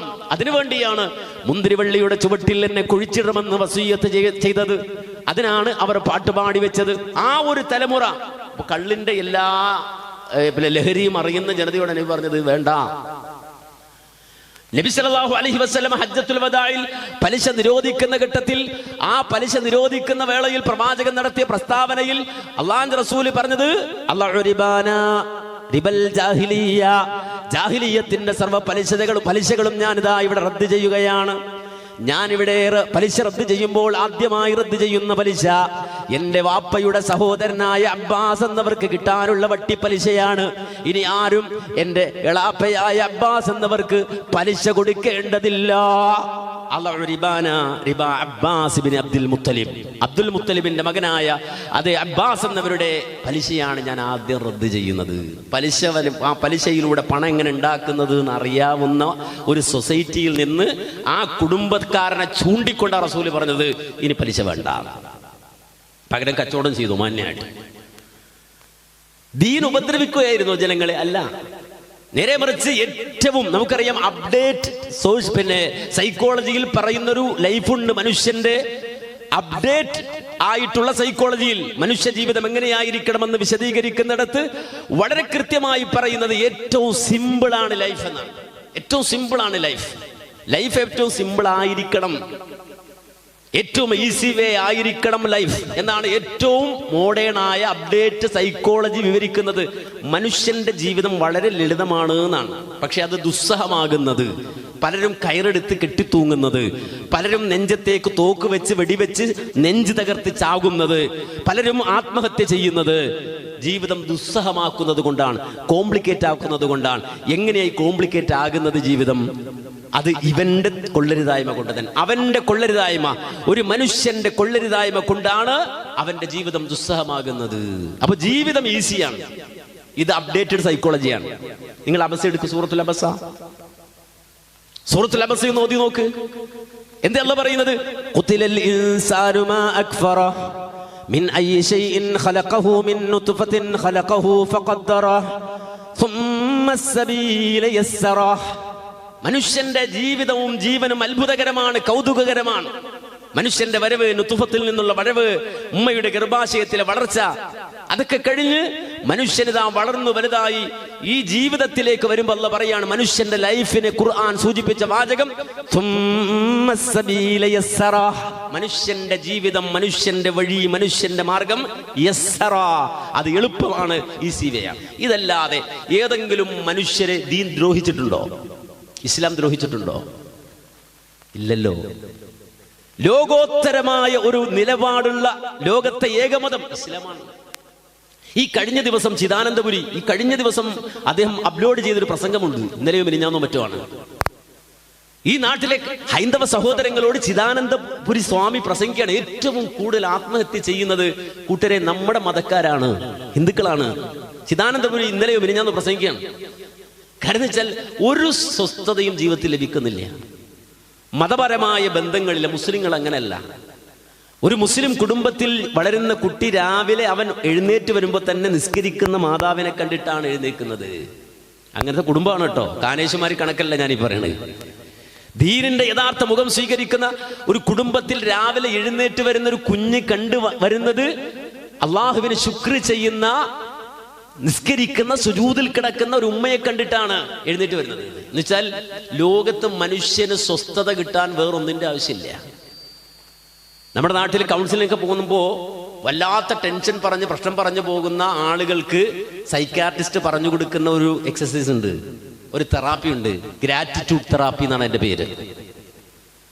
ഗ്രാറ്റിറ്റ്യൂഡ് തെറാപ്പി എന്ന് പറഞ്ഞാൽ എന്താ പറയുക? രാവിലെ എഴുന്നേക്ക് അള്ളാഹു തന്ന നിഅമത്തുകളെ 1, 1, 2, 3 എന്നിങ്ങനെ എണ്ണുക, എന്നിട്ട് അൽഹംദുലില്ലാ അൽഹംദുലില്ലാ എന്ന് പറയുക. 30 നിഅമത്ത കിട്ടിയെങ്കിൽ 30 അൽഹംദുലില്ലാ. ഇതാണ് ഗ്രാറ്റിറ്റ്യൂഡ് തെറാപ്പി എന്ന് വെച്ചാൽ ഒരു മനുഷ്യന്മാരാണ്. ഇങ്ങനെ ഒരു മനുഷ്യന്റെ മനസ്സിന് പോലും തെറാപ്പി കൊടുത്ത് ബലവത്താക്കി ഹെൽത്തിയാക്കി മനുഷ്യന് ദുനിയാവും ആഖിറവും നന്നാക്കി കൊടുക്കുകയല്ലാതെ ദീൻ, അള്ളാഹുവിന്റെ ഇസ്ലാം, അള്ളാഹു സമർപ്പിച്ച ഇസ്ലാം ലോകത്ത് ആരോടെങ്കിലും ദ്രോഹം ചെയ്തോ? ഇല്ലല്ലോ. പക്ഷെ ആ ഇസ്ലാമിനെ പേടിക്കണമെന്നാണ് ലോകരാജാക്കന്മാർ മുഴുവനും നിരന്തരമായി ആവർത്തിച്ചുകൊണ്ടിരിക്കുന്നത്. ഇസ്ലാമിനെ ഭയപ്പെടണം, മുസ്ലിമിനെ പേടിക്കണം, ഇസ്ലാമിക ആചാരങ്ങളെ വിഭാടനം ചെയ്യണം, പള്ളിമിനാരങ്ങൾ തകർക്കണം, ബാങ്ക് നിർത്തിക്കണം, ലോകത്ത് നിന്ന് ഇസ്ലാമിനെ പൂർണ്ണമായും തുടച്ചു നീക്കണം. മനസ്സിലാക്കണം, ഇതാണ് ലോകത്ത് നിലനിൽക്കുന്ന പൊളിറ്റിക്സ്. വേറെ ഒരു പൊളിറ്റിക്സ് ഇവിടെ ഇല്ല. അമേരിക്കൻ പൊളിറ്റിക്സ് എടുത്ത് പരിശോധിച്ച് നോക്കിയാലും യൂറോപ്യൻ രാജ്യങ്ങളുടെ പൊളിറ്റിക്സ് എടുത്ത് പരിശോധിച്ച് നോക്കിയാലും ആത്യന്തികമായി അവർ നെഞ്ചത്ത് കയറണമെന്ന് ആഗ്രഹിക്കുന്നത് ഒരേ ഒരു ഉമ്മത്തിന്റെ നെഞ്ചത്താണ്. ആ ഉമ്മത്ത് മുഹമ്മദ് സല്ലല്ലാഹു അലൈഹി വസല്ലം, മുഹമ്മദ് നബി സല്ലല്ലാഹു അലൈഹി വസല്ലമയുടെ ഉമ്മത്താണ്. അത് അതിന്റെ പാരമ്യതയിലേക്ക് എത്തുന്നതാണ്. അതിന്റെ പാരമ്യതയിലേക്ക് അതെത്തും. പക്ഷെ പൂർണ്ണമായി തകർക്കുവാനോ പൂർണ്ണമായി ഈ ഉമ്മത്തിനെ ഇല്ലാതാക്കുവാനോ ലോകത്ത് ഒരു ശക്തി വിചാരിച്ചാലും സാധിക്കില്ലെന്ന് വിശുദ്ധ ഖുർആനിൽ അല്ലാഹു പ്രഖ്യാപിച്ചു. വിശുദ്ധ ഖുർആനിൽ ചില ആയത്തുകളുണ്ട്, അത് കണക്കിന് അളന്നു കുറിച്ച് പറയുന്ന വാക്കുകളാണ്. എന്താ അല്ലാഹു പറഞ്ഞത്? യുരീദൂന ലിയുത്ഫിഊ നൂറല്ലാഹി ബിഅഫ്വാഹിഹിം വല്ലാഹു മുത്തിമ്മു നൂരിഹി വലൗ കരിഹൽ കാഫിറൂൻ. അവരുടെ വായകൾ കൊണ്ട് അള്ളാഹുവിന്റെ പ്രകാശം ഊതിക്കെടുത്താമെന്നാണ് അവർ കരുതുന്നത്. അവരുടെ വായകൾ കൊണ്ട് അള്ളാഹുവിന്റെ പ്രകാശം ഊതിക്കെടുത്താമെന്നാണ് അവർ വിചാരിക്കുന്നത്. എന്നാൽ വല്ലാഹു മുത്തിമ്മു നൂരിഹി, അള്ളാഹു അവന്റെ പ്രകാശം പൂർത്തിയാക്കുക തന്നെ ചെയ്യും. വലൗ കരിഹൽ കാഫിറൂൻ, അവിശ്വാസികളായ ആളുകൾ എത്ര തന്നെ വെറുത്താലും ശരി, ഈ പരിശുദ്ധമായ പ്രകാശത്തെ അല്ലാഹു സുബ്ഹാനഹു വ തആല പൂർത്തിയാക്കുക തന്നെ ചെയ്യുമെന്ന് ഖുർആൻ. മാത്രമല്ല അല്ലാഹുവിന്റെ ദീൻ താഴെ പോകില്ല എന്ന് ഖുർആൻ. ഈ പറയുന്ന സർവശക്തികളും എല്ലാവരും ഒത്തൊരുമിച്ച് വന്നാലും ലിയുദ്ഹിറഹു അലദ്ദീനി കുല്ലിഹി, അടിക്കടി അല്ലാഹുവിന്റെ ദീൻ ഉയർച്ചയിലായിരിക്കും, മുകളിൽ തന്നെ പറക്കും. ഇത് താഴ്ന്നു പറക്കുന്നതല്ല, ഇത് മുകളിൽ പറക്കുന്നതാണിത്. ലിയുദ്ഹിറഹു അലദ്ദീനി കുല്ലിഹി, ലോകത്തുള്ള എല്ലാ വൻ ശക്തികളും ഒരുമിച്ചാലും ശരി, അവരെല്ലാവരും ഒത്തൊരുമിച്ചാലും ശരി, ഇത് മുകളിലൂടെയാണ് പറക്കുക. ഇത് മുകളിൽ ഔന്നത്യത്തിലായിരിക്കും ഉണ്ടാവുക. അതുകൊണ്ട് ലോകത്തെ നിലവിലെ എല്ലാ രാഷ്ട്ര സംവിധാനങ്ങളും ഒരുമിച്ച് ഗസയിൽ നടത്തിയതുപോലെ വംശഹത്യ നടത്തിയെന്ന് സങ്കല്പിക്കുക. തീരുന്നവിടാണല്ലോ. നിങ്ങൾ ചിന്തിച്ചിട്ടുണ്ടോ? അമേരിക്കയും റഷ്യയും എന്ന് പറയുന്ന വൻ രാജ്യങ്ങൾ, ഒന്ന് വെസ്റ്റേൺ എൻഡിലും പിന്നെ സൗത്ത് എൻഡിലും പിന്നെ നോർത്ത് എൻഡിലും അല്ലെങ്കിൽ വെസ്റ്റേൺ എൻഡിലും പിന്നെ വെസ്റ്റേൺ എൻഡിൽ കഴിയുന്ന അല്ലെങ്കിൽ ജീവിക്കുന്ന ഒരു സമൂഹം അവർ മിഡിൽ ഈസ്റ്റിൽ വന്നുകൊണ്ട് പ്രശ്നം ഉണ്ടാക്കാണ്. മിഡിൽ ഈസ്റ്റിൽ വന്നുകൊണ്ട് പ്രശ്നം ഉണ്ടാക്കാണ്. ലോകത്തിന്റെ ഒരു അറ്റത്ത് കിടക്കുന്നവർ, നമുക്ക് ഇപ്പോൾ രാത്രിയാണെങ്കിൽ അവിടെ പകലാണ്. ആ രൂപത്തിൽ ഒരു ഭാഗത്ത് കിടക്കുന്ന ആളുകൾ എന്തിനാണ് യഥാർത്ഥത്തിൽ ഫലസ്തീനിൽ വരുന്നത്? ആലോചിച്ചിട്ടുണ്ടോ? ചിന്തിച്ചിട്ടുണ്ടോ? നബി സല്ലല്ലാഹു അലൈഹി വസല്ലം അടക്കമായി പറഞ്ഞ വാചകമാണത്. വരുമവർ തേടി വരും, ഷാമിനെ തേടി അവർ വരും, ഷാം പ്രവിശ്യയെ തേടി അവർ വരും. ജോർദാനും ലബനാനും സിറിയയും അടങ്ങുന്ന, ഫലസ്തീനും അടങ്ങുന്ന പ്രവിശ്യയെ തേടി, ഷാമിനെ തേടി അവർ വരും എന്ന് ഹബീബുൽ വറ മുഹമ്മദ് റസൂലുള്ളാഹി സല്ലല്ലാഹു അലൈഹി വസല്ലം.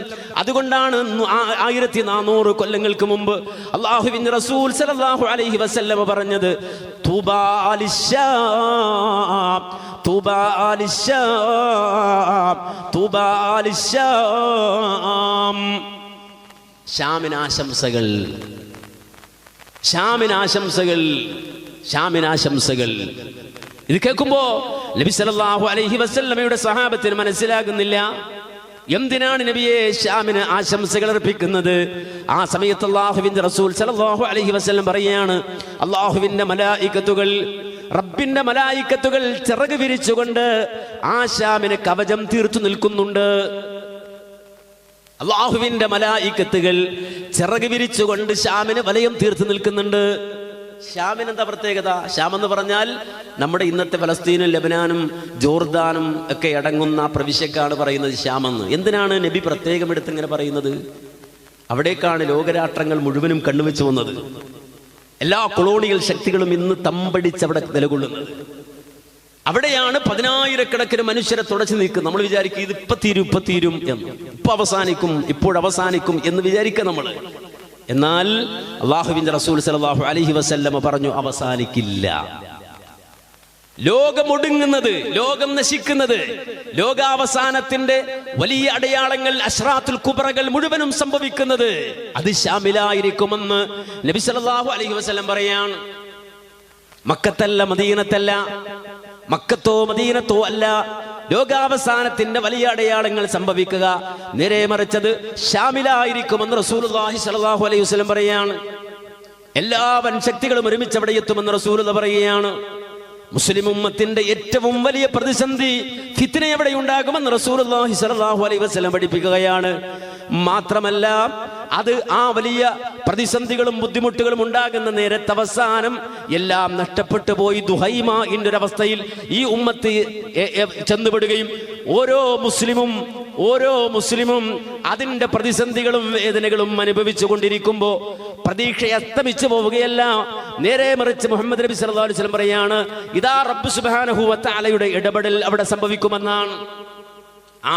ആ ഇടപെടലായിക്കൊണ്ടാണ് യഥാർത്ഥത്തിൽ മഹ്ദിയുടെ വരവിനെ സംബന്ധിച്ച് റസൂലുള്ളാഹി സ്വല്ലല്ലാഹു അലൈഹി വസല്ലം വിശദീകരിച്ചത്. മഹ്ദി എന്ന് പറയുന്ന ഒരു വലിയ ഭരണാധികാരിയുടെ വരവിനെ സംബന്ധിച്ച് റസൂലുള്ളാഹി പറയുന്നത് അതൊരു തിരിച്ചുപോക്കാണ്. എല്ലാം നഷ്ടപ്പെട്ടു എന്നിടത്തു നിന്നുള്ളൊരു തിരിച്ചുപോക്ക്.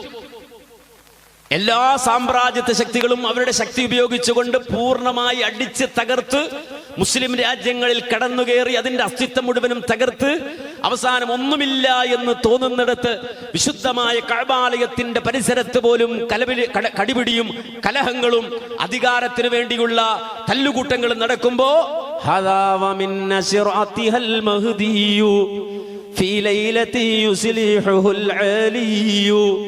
وهو محمد بن عبد الله من نسل سيد الورى الأواهي. ഒറ്റ രാത്രി കൊണ്ട് മുസ്ലിം ഉമ്മത്ത് അനുഭവിച്ചു കൊണ്ടിരിക്കുന്ന സർവ്വ പ്രശ്നങ്ങൾക്കും മസ്ലഹത്തുണ്ടാക്കി ഒരു ഭരണാധികാരി ലോകത്ത് കടന്നു വരും. മുസ്ലിം ഉമ്മത്ത് അനുഭവിച്ചു കൊണ്ടിരിക്കുന്ന, നമ്മൾ വിചാരിക്കും എല്ലാം തകരും, ഇല്ല, എല്ലാം തീർന്നു പോകും. ഇല്ല, മുസ്ലിം ഉമ്മത്ത് അനുഭവിക്കുന്ന സർവ്വ പ്രശ്നങ്ങൾക്കും മസ്ലഹത്തുണ്ടാക്കി പ്രശ്നം പരിഹരിച്ച്, ഒറ്റ രാത്രി കൊണ്ട് പ്രശ്നം പരിഹരിച്ച് മുഹമ്മദ് ബിൻ അബ്ദില്ല എന്ന പേരുള്ള മഹ്ദി ലോകത്ത് കടന്നു വരുമ്പോ ഫയംലഉൽ അർള ജമീഅൻ ആദില സബ്അ സിനീന വഹുവ അഖ്ന അജ്ലാ. അതെ 7 മാസങ്ങൾ അദ്ദേഹം നീതിയുക്തമായ രൂപത്തിൽ ഭൂമിയിൽ ഇതാ ഭരണം നടത്തുകയാണ്. 7 വർഷത്തോളം അദ്ദേഹം നീതിയുക്തമായി ഭരണം നടത്തുകയാണ്. യുഖസ്സിമുൽ മാല ബിഗൈരി അദദി ഫയൻഅമുൻ നാസു ബിഐശിൻ റഗദി. അദ്ദേഹം ലോകത്ത് പണം വാരി എറിയും എന്നാണ് പറഞ്ഞത്. ലോകത്തെ ഏറ്റവും വലിയ സാമ്പത്തിക ശക്തിയായി ഉമ്മത്ത് മാറുന്ന, അന്ന് പട്ടിണി കിടക്കുന്ന മനുഷ്യരില്ല. നീതിയുക്തമായ ഭരണം ലോകത്ത് സാധ്യമാകും. പണം വാരി എറിയും എന്ന് പറഞ്ഞാൽ ചിലപ്പോൾ നമ്മൾ വിചാരിക്കും അതൊക്കെ സംഭവിക്കുമോ എന്ന്. ലോകത്ത് സംഭവിച്ചു കഴിഞ്ഞതാണ് അതൊക്കെ. മഹ്ദി ഇമാം വന്നതല്ല, ലോകത്തെ ഏറ്റവും വലിയ സമ്പന്നൻ. ലോകത്ത് ഇന്ന് വരെ നമുക്കറിയാം ഒരുപാട് സമ്പന്നന്മാർ ലോകത്തുണ്ട്, ശതകോടീശ്വരന്മാർ ലോകത്തുണ്ട്. പക്ഷേ അതിൽ ഒന്നാം സ്ഥാനം ഉള്ള എന്നും നിലനിർത്തുന്ന ഒരാള് മുസ്ലിമാണ്, ആഫ്രിക്കക്കാരനാണ്. മൻസ മൂസ എന്ന മനുഷ്യനാണ്. ആ മൻസ മൂസയോളം സമ്പത്ത് സ്വരുക്കൂട്ടിയ ഒരാളും അതിനുശേഷം ലോകത്ത് ഇന്ന് വരെ ജീവിച്ചിട്ടില്ല. മൻസ മൂസ വാരിക്കൂട്ടിയ സമ്പത്ത് വാരിക്കൂട്ടിയ ഒരാളും ലോകത്ത് ഇന്ന് വരെ ജീവിച്ചിട്ടില്ല. അത്രയും വലിയ സമ്പത്തിന്റെ ഉടമയാണ് മൻസ മൂസ. ഇതുവരെ ലോകത്ത് ജീവിച്ചു പോയവരിൽ ഏറ്റവും വലിയ കോടീശ്വരൻ, ഏറ്റവും വലിയ സമ്പന്നൻ ആരാണ് എന്ന് നിങ്ങൾ റിസർച്ച് ചെയ്താൽ നിങ്ങൾക്ക് കിട്ടുന്ന പേരാ മൻസ മൂസ. ആ മൻസ മൂസക്ക് ശേഷം ലോകത്തെ ഏറ്റവും വലിയ സമ്പത്ത് വാരിക്കൂട്ടി, അതുകൊണ്ട് ലോകത്ത് അതില് നീതി ഉണ്ടാക്കുന്ന ഭരണാധികാരിയായി മഹ്ദി വരും. അതോടെ എല്ലാ പ്രശ്നങ്ങളും അവസാനിച്ചു എന്നല്ല ദീൻ പറഞ്ഞത്, ഇസ്ലാം പറഞ്ഞത്. ആ മഹ്ദിയുടെ വരവോടെ വീണ്ടും ഇസ്ലാമിന്റെ ആ പ്രൗഢമായ നിലപാടും ആ ശക്തിയും അതിന്റെ പ്രതാപവും ഉയർന്നു നിൽക്കുന്ന സമയത്താണ് അതിനെ തകർക്കാൻ കടന്നു വരുന്നത് ദജ്ജാൽ. ദജ്ജാലിന്റെ കടന്നുവരവ് ആ ഘട്ടത്തിലാണ്. ഈ പറയുന്ന നിലവിലെ പ്രതിസന്ധികൾ മുഴുവനും പരിഹരിച്ചുകൊണ്ട് മഹ്ദിയുടെ വരവോടുകൂടി ലോകത്തിന്റെ മുന്നിൽ വീണ്ടും ഇസ്ലാം വൻ ശക്തിയായി മാറുമ്പോ ഇസ്ലാമിക സമൂഹത്തിന്റെ പൂർണ്ണമായ തകർച്ച. ആ തകർച്ചയ്ക്ക് വേണ്ടിയാണ് യഥാർത്ഥത്തിൽ ദജ്ജാൽ എന്ന് പറയുന്ന ലോകത്തെ ഏറ്റവും വലിയ ഫിത്ന കടന്നു വരുന്നത്. അതുവരെ ലോകം കണ്ടിട്ടില്ലാത്ത ഫിത്ന. ലൈസ മഅൽ അയ്യാമി വല്ലയാലി അക്ബറു ഫിത്നതൻ മിനദ് ദജ്ജാലി. ദജ്ജാലിനേക്കാൾ വലിയൊരു ഫിത്ന ലോകത്തിന് സംഭവിക്കാനില്ല. അതുകൊണ്ട് നബി സല്ലല്ലാഹു അലൈഹി വസല്ലമ തന്റെ സ്വഹാബത്തിനെയും കൂട്ടി മദീനത്തെ ഈത്തപ്പന തോട്ടത്തിലിരുന്നു കൊണ്ട് വളരെ ഗൗരവത്തിലാണ് ദജ്ജാലിനെ സംബന്ധിച്ച് വിവരങ്ങൾ കൈമാറിയത് എന്നാണ്. അത് കേട്ട സ്വഹാബത്ത് പറയുന്നത്, ഈ തോട്ടത്തിൽ എവിടെയോ അയാൾ ഉണ്ട് എന്ന് ഞങ്ങൾക്ക് തോന്നിപ്പോയി നബിയുടെ വിവരണം കേട്ടപ്പോൾ.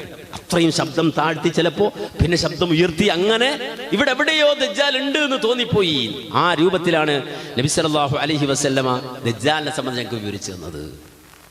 ആ ദജ്ജാല് ഭൂലോക ഫിത്നയായി ലോകത്ത് കടന്നു വരും. ലോകം മുഴുവൻ അവൻ സഞ്ചരിക്കും, ലോകം മുഴുവൻ അവൻ കടന്നു ചെല്ലും. മാത്രമല്ല, അവനെ സംബന്ധിച്ചിടത്തോളം അവന്റെ രൂപഭാവങ്ങൾ നബി സല്ലല്ലാഹു അലൈഹി വസല്ലമ കൃത്യമായി പറഞ്ഞു കൊടുത്തു. അവൻ അഅവറാണ്, ഒറ്റക്കണ്ണനാണ്. ഒറ്റക്കണ്ണ് എന്ന് പറയുമ്പോൾ ഒരു കണ്ണേ ഉള്ളൂ. നബി സല്ലല്ലാഹു അലൈഹി വസല്ലമ പറഞ്ഞു, അവന്റെ കണ്ണ് അതേ തുറച്ചു നിൽക്കുന്ന മുന്തിരി പോലെ അതിങ്ങനെ തുറച്ചു നിൽക്കും. ആ കണ്ണിങ്ങനെ തുറച്ചു നിൽക്കുമെന്ന് മാത്രമല്ല, വബൈന ഐനൈഹി യുറാ ഖദ് കഫറാ ഇഖ്റാഉഹൽ മുസ്ലിമു മിൻ ഗൈരിം തറാ. അവന്റെ രണ്ട് കണ്ണുകൾക്കിടയിൽ കാഫ് ഫ റാ എന്നിങ്ങനെ എഴുതിയിട്ടുണ്ടാവും, കാഫിർ എന്ന് എഴുതിയിട്ടുണ്ടാവും. അത് എഴുത്തറിയുന്നവരും എഴുത്തറിയാത്തവരുമായ സർവ്വ മുസ്ലിങ്ങൾക്കും അത് വായിക്കാൻ കഴിയുമെന്ന് റസൂലുള്ളാഹി സ്വല്ലല്ലാഹു അലൈഹി വസല്ലം പറയാണ്. അവന്റെ നെറ്റിത്തടത്തിൽ തന്നെ അത് രേഖപ്പെടുത്തി വെച്ചിട്ടുണ്ടാവും. അവൻ ഒറ്റക്കണ്ണനാണ്. നമുക്കറിയാം, ലോകത്ത് ഒറ്റക്കണ്ണ് സിമ്പലാക്കി വെച്ച പല പ്രസ്ഥാനങ്ങളുമുണ്ട്. ഒരു കണ്ണ്, ഒറ്റക്കണ്ണ് എന്നുള്ളത് അവരുടെ സിമ്പലായി സ്വീകരിച്ച പല പ്രസ്ഥാനങ്ങളുണ്ട് നമ്മുടെ നാട്ടിൽ. വർഷങ്ങൾക്ക് മുമ്പേ ഈ ദജ്ജാലിന്റെ ഒറ്റക്കണ്ണ് സിമ്പലാക്കി വെച്ച, അതടയാളമായി സ്വീകരിച്ച ഒരുപാട് ആളുകളുണ്ട്. ആ ദജ്ജാലിനെ സ്വീകരിക്കാൻ ഒരുങ്ങിക്കൊണ്ടിരിക്കുന്ന ആളുകളുണ്ട്. ആ ദജ്ജാലിന്റെ വരവിന് വേണ്ടി കാത്തിരിക്കുന്ന ആളുകളുണ്ട്. അതിനുവേണ്ടി മുട്ടുകുത്തി പ്രാർത്ഥിക്കുന്ന ആളുകളുണ്ട്. അതിനുവേണ്ടി പൈശാചിക വേല ചെയ്യുന്ന ആളുകളുണ്ട്. നേരത്തെ പറഞ്ഞ ആർത്തവരക്തം പോലും കുടിച്ചുകൊണ്ട്, പരിശുദ്ധമായ കഅബാലയത്തിന്റെ കില്ലകൾ പോലും അപമാനിച്ചുകൊണ്ട് ദജ്ജാലിന്റെ വരവിന് വേണ്ടി കാത്തിരിക്കുന്ന ആളുകളുണ്ട്. ആ ദജ്ജാൽ വന്നാൽ ഈ ആളുകൾ മനസ്സിലാക്കുന്നത് അവനിലൂടെ വലിയ സാമ്രാജ്യം കെട്ടിപ്പടുക്കാൻ കഴിയുമെന്നാണ്. അവരുടെ സ്വപ്നം ഒരു പരിധിവരെ ദജ്ജാൽ വഴി നടക്കും. അതാ റസൂൽ പറഞ്ഞത്, യദ്ഖുലു കുല്ല ബലദിൻ യസീഹു കൽഗൈസി ലമ്മാ തബറതുൽ റീഹു. അവൻ എല്ലാ രാജ്യത്തും എല്ലാ നാട്ടിലും കടന്നു ചെല്ലും, എല്ലാ നാട്ടിലും എല്ലാ പ്രദേശത്തും കടന്നു പോകും. പക്ഷേ ആ മക്കയിലേക്ക് കടക്കാൻ അവന് കഴിയില്ല. മദീനയിലേക്ക് അവന് കടക്കാൻ കഴിയില്ല. 4 പള്ളികളിലേക്ക് കടക്കാൻ അവന് കഴിയില്ല. ഒന്ന് പരിശുദ്ധമായ മസ്ജിദുൽ ഹറം, മസ്ജിദുൽ നബവി, മസ്ജിദുൽ അഖ്സ, മസ്ജിദുൽ തൂർ. ഈ 4 പള്ളികളിലേക്ക് കടക്കാൻ അവന് കഴിയില്ല. വരാൻ ആഗ്രഹമില്ലാത്തത് കൊണ്ടല്ല, അവൻ വരും. എവിടെ വരെ? നബി സല്ലല്ലാഹു അലൈഹി വസല്ലം പറയാൻ, അവൻ ഉഹുദ് മലയോളം വരും, ഉഹുദ് മലയുടെ ബൗണ്ടറിയിൽ വരും. ആ ഉഹുദ് മലയുടെ ബൗണ്ടറിയിൽ എത്തിക്കഴിഞ്ഞാൽ അള്ളാഹുവിന്റെ മലായിക്കത്തുകൾ അവൻ അവിടെ തടഞ്ഞു വെക്കും. അതിന്റെ ബൗണ്ടറി വിട്ട് കിടക്കാൻ ദജ്ജാലിന് കഴിയില്ല. അതുകൊണ്ട് തന്നെ ഉഹുദ് മലയുടെ മുകളിലേക്ക് കയറി നിന്നുകൊണ്ട് അവൻ നോക്കുമ്പോൾ മസ്ജിദുൻ നബവി, അല്ലാഹുവിന്റെ റസൂലിന്റെ പള്ളി അവൻ അവിടെ വെച്ചുകൊണ്ട് കാണും. ആ സന്ദർഭത്തിൽ അവിടെ നിന്നുകൊണ്ട് ദജ്ജാൽ വിളിച്ചു ചോദിക്കും, ആരുടേതാണ് ആ വെള്ളക്കൊട്ടാരം? ആ ഖസ്റുൽ അബിയദ് ആരുടേതാണ്? ലിമൻ ഖസ്റുൽ അബിയദ്, ആ കാണുന്ന വെള്ളക്കൊട്ടാരം ആരുടേതാണ്? മുഹമ്മദ് നബി സല്ലല്ലാഹു അലൈഹി വസല്ലമ 1400 കൊല്ലങ്ങൾക്ക് മുമ്പ് ദജ്ജാൽ വരുന്ന കാലഘട്ടത്തിലെ മസ്ജിദുൻ നബവി എന്താന്ന് പറയാൻ നബി സല്ലല്ലാഹു അലൈഹി വസല്ലം അത് പറയുമ്പോ, മസ്ജിദ് നബവിയുടെ അവസ്ഥ നമുക്കറിയാം. ഈത്തപ്പന മട്ടലുകൾ കൊണ്ടുണ്ടാക്കിയ പള്ളിയാണ്. ഇന്നും മസ്ജിദ് നബവിയുടെ ഉള്ളിൽ പോയാൽ നബി സല്ലല്ലാഹു അലൈഹി വസല്ലമയുടെ കാലഘട്ടത്തിൽ ഉണ്ടായിരുന്ന പള്ളി അവിടെ അളന്നു വെച്ചിട്ടുണ്ട്. ഒരു ചെറിയ പള്ളിയാണ്, ഈത്തപ്പന മട്ടലുകൾ കൊണ്ട് നിർമ്മിക്കപ്പെട്ട ഒരു ചെറിയ പള്ളി. ആ പള്ളിയിൽ ഇരുന്നു കൊണ്ട് ആ റസൂല് പറയുന്നത്, ദജ്ജാൽ വരുന്നൊരു കാലമുണ്ടാകും. ആ ദജ്ജാൽ ഉഹുദ് മലയുടെ സമീപത്ത് വന്ന് നിന്നുകൊണ്ട് മസ്ജിദുൻ നബവിയിലേക്ക് ചൂണ്ടിക്കൊണ്ട് ചോദിക്കുന്നത്, ആരുടേതാണ് ആ വെള്ളക്കൊട്ടാരം എന്നാണ്. ഇന്ന് നമുക്കറിയാം, മസ്ജിദുൻ നബവി ഒരു വെള്ളക്കൊട്ടാരമാണ്, വളരെ മനോഹരമായ ഒരു കൊട്ടാരമാണ്. പക്ഷേ അല്ലാഹുവിന്റെ റസൂൽ 1400 കൊല്ലങ്ങൾക്ക് മുമ്പ് ആ മാറ്റത്തെ സംബന്ധിച്ച് പറയുകയാണ്. ഈ രൂപത്തിൽ കറങ്ങി നടക്കുന്ന ദജ്ജാൽ ലോകത്തുണ്ടാക്കുന്ന ഫിത്നകൾ, കുഴപ്പങ്ങൾ, ആ കുഴപ്പങ്ങൾ വഴി ഉണ്ടാകുന്ന ദുരന്തങ്ങൾ വായിക്കാനോ വിശദീകരിക്കുവാനോ എഴുതി തീർക്കുവാനോ കഴിയുന്നതല്ല. നേരെ മറിച്ച് അവന്റെ കയ്യിൽ സ്വർഗമുണ്ട്, നരകമുണ്ട്. ജന്നതുഹു നാറുൻ വ അമ്മാ നാറുഹു ഫജന്നതുൻ വ മഅഹു അൻഹാറുഹു. അവന്റെ കൂടെ നദികളുണ്ട്, പുഴകളുണ്ട്, സ്വർഗമുണ്ട്, നരകമുണ്ട്. അതുകൊണ്ടാണ് മുഅ്മിനായ ഒരു മനുഷ്യൻ ആ സമയത്ത് ദജ്ജാലിനെ നേരിടാൻ വേണ്ടി പോകുന്നത് കാണാൻ കഴിയും. ദജ്ജാൽ വന്നു എന്നറിയുമ്പോ ദജ്ജാലിനെ പ്രതിരോധിക്കാൻ ശുഹദാക്കളുടെ കൂട്ടത്തിൽ ഏറ്റവും ഉന്നതനായ ഒരു ശുഹദ അന്ന് പോവുകയാണ്.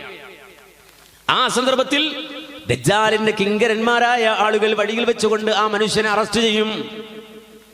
എന്നിട്ട് ചോദിക്കും എങ്ങോട്ടാണ്. ആ മുസ്ലിമായ മനുഷ്യൻ പറയും, മുഅ്മിനായ മനുഷ്യൻ പറയും, ഇപ്പോൾ പുറത്തിറങ്ങിയ ദജ്ജാൽ എന്ന് പറയുന്നവനെ അന്വേഷിച്ചിറങ്ങിയതാണ്. അപ്പൊ ഈ കിങ്കരന്മാർ ചോദിക്കുകയാണ്, അവ തുഅ്മിനു ബിറബ്ബിന, ഞങ്ങൾ റബ്ബിൽ നിനക്ക് വിശ്വാസമില്ലേ? ഞങ്ങൾ റബ്ബിനെ കൊണ്ട് നീ വിശ്വസിച്ചിട്ടില്ലേ? അപ്പൊ പറയാണ്, ഇല്ല. വഹുവൽ കദ്ദാബ് വഹുവൽ മസീഹുൽ കദ്ദാബ് ഹുവ ദജ്ജാൽ. അവൻ പെരുങ്കള്ളനാണ്, ഞങ്ങൾ വിശ്വസിച്ചിട്ടില്ല. ഉടൻ തന്നെ ഈ കിങ്കരന്മാർ ഉടൻ വാളൂരി കൊല്ലാൻ, വധിക്കാൻ ശ്രമിക്കുകയാണ് ഈ മനുഷ്യനെ. ഉടൻ തന്നെ അവർക്കിടയിൽ തർക്കമാകും, കൊല്ലണ്ട. കാര്യം വെച്ചാൽ നമ്മുടെ റബ്ബിന്റെ ആഹ്വാനം, റബ്ബ് എന്ന് പറഞ്ഞാൽ ദജ്ജാലിനെ കുറിച്ചാണ് അവർ റബ്ബ് എന്ന് പറയുന്നത്. ദജ്ജാൽ കൽപ്പിച്ചത് അദ്ദേഹത്തിന്റെ മുന്നിൽ ചെന്ന് വിചാരണ ചെയ്തിട്ടല്ലാതെ ആരെയും കൊല്ലരുതെന്നല്ലേ. അതുകൊണ്ട് ഇവനെ നേരെ നമ്മുടെ റബ്ബിന്റെ അടുക്കിലേക്ക് കൊണ്ടുപോകാം എന്ന് പറഞ്ഞിട്ട് നേരെ ദജ്ജാലിന്റെ മുന്നിലേക്ക് കൊണ്ടുപോവുകയാണ്. ദജ്ജാൽ ചോദിക്കുകയാണ്, നീ എന്നെ വിശ്വസിക്കുന്നില്ലേ? അപ്പോ ദജ്ജാലിനോട് ആ സമയത്ത് മുഅ്മിൻ പറയാണ്, അന്തൽ മസീഹുൽ കദ്ദാബ്, നീ പെരും കള്ളനാണ്, നുണയനാണ്, നീ റബ്ബല്ല.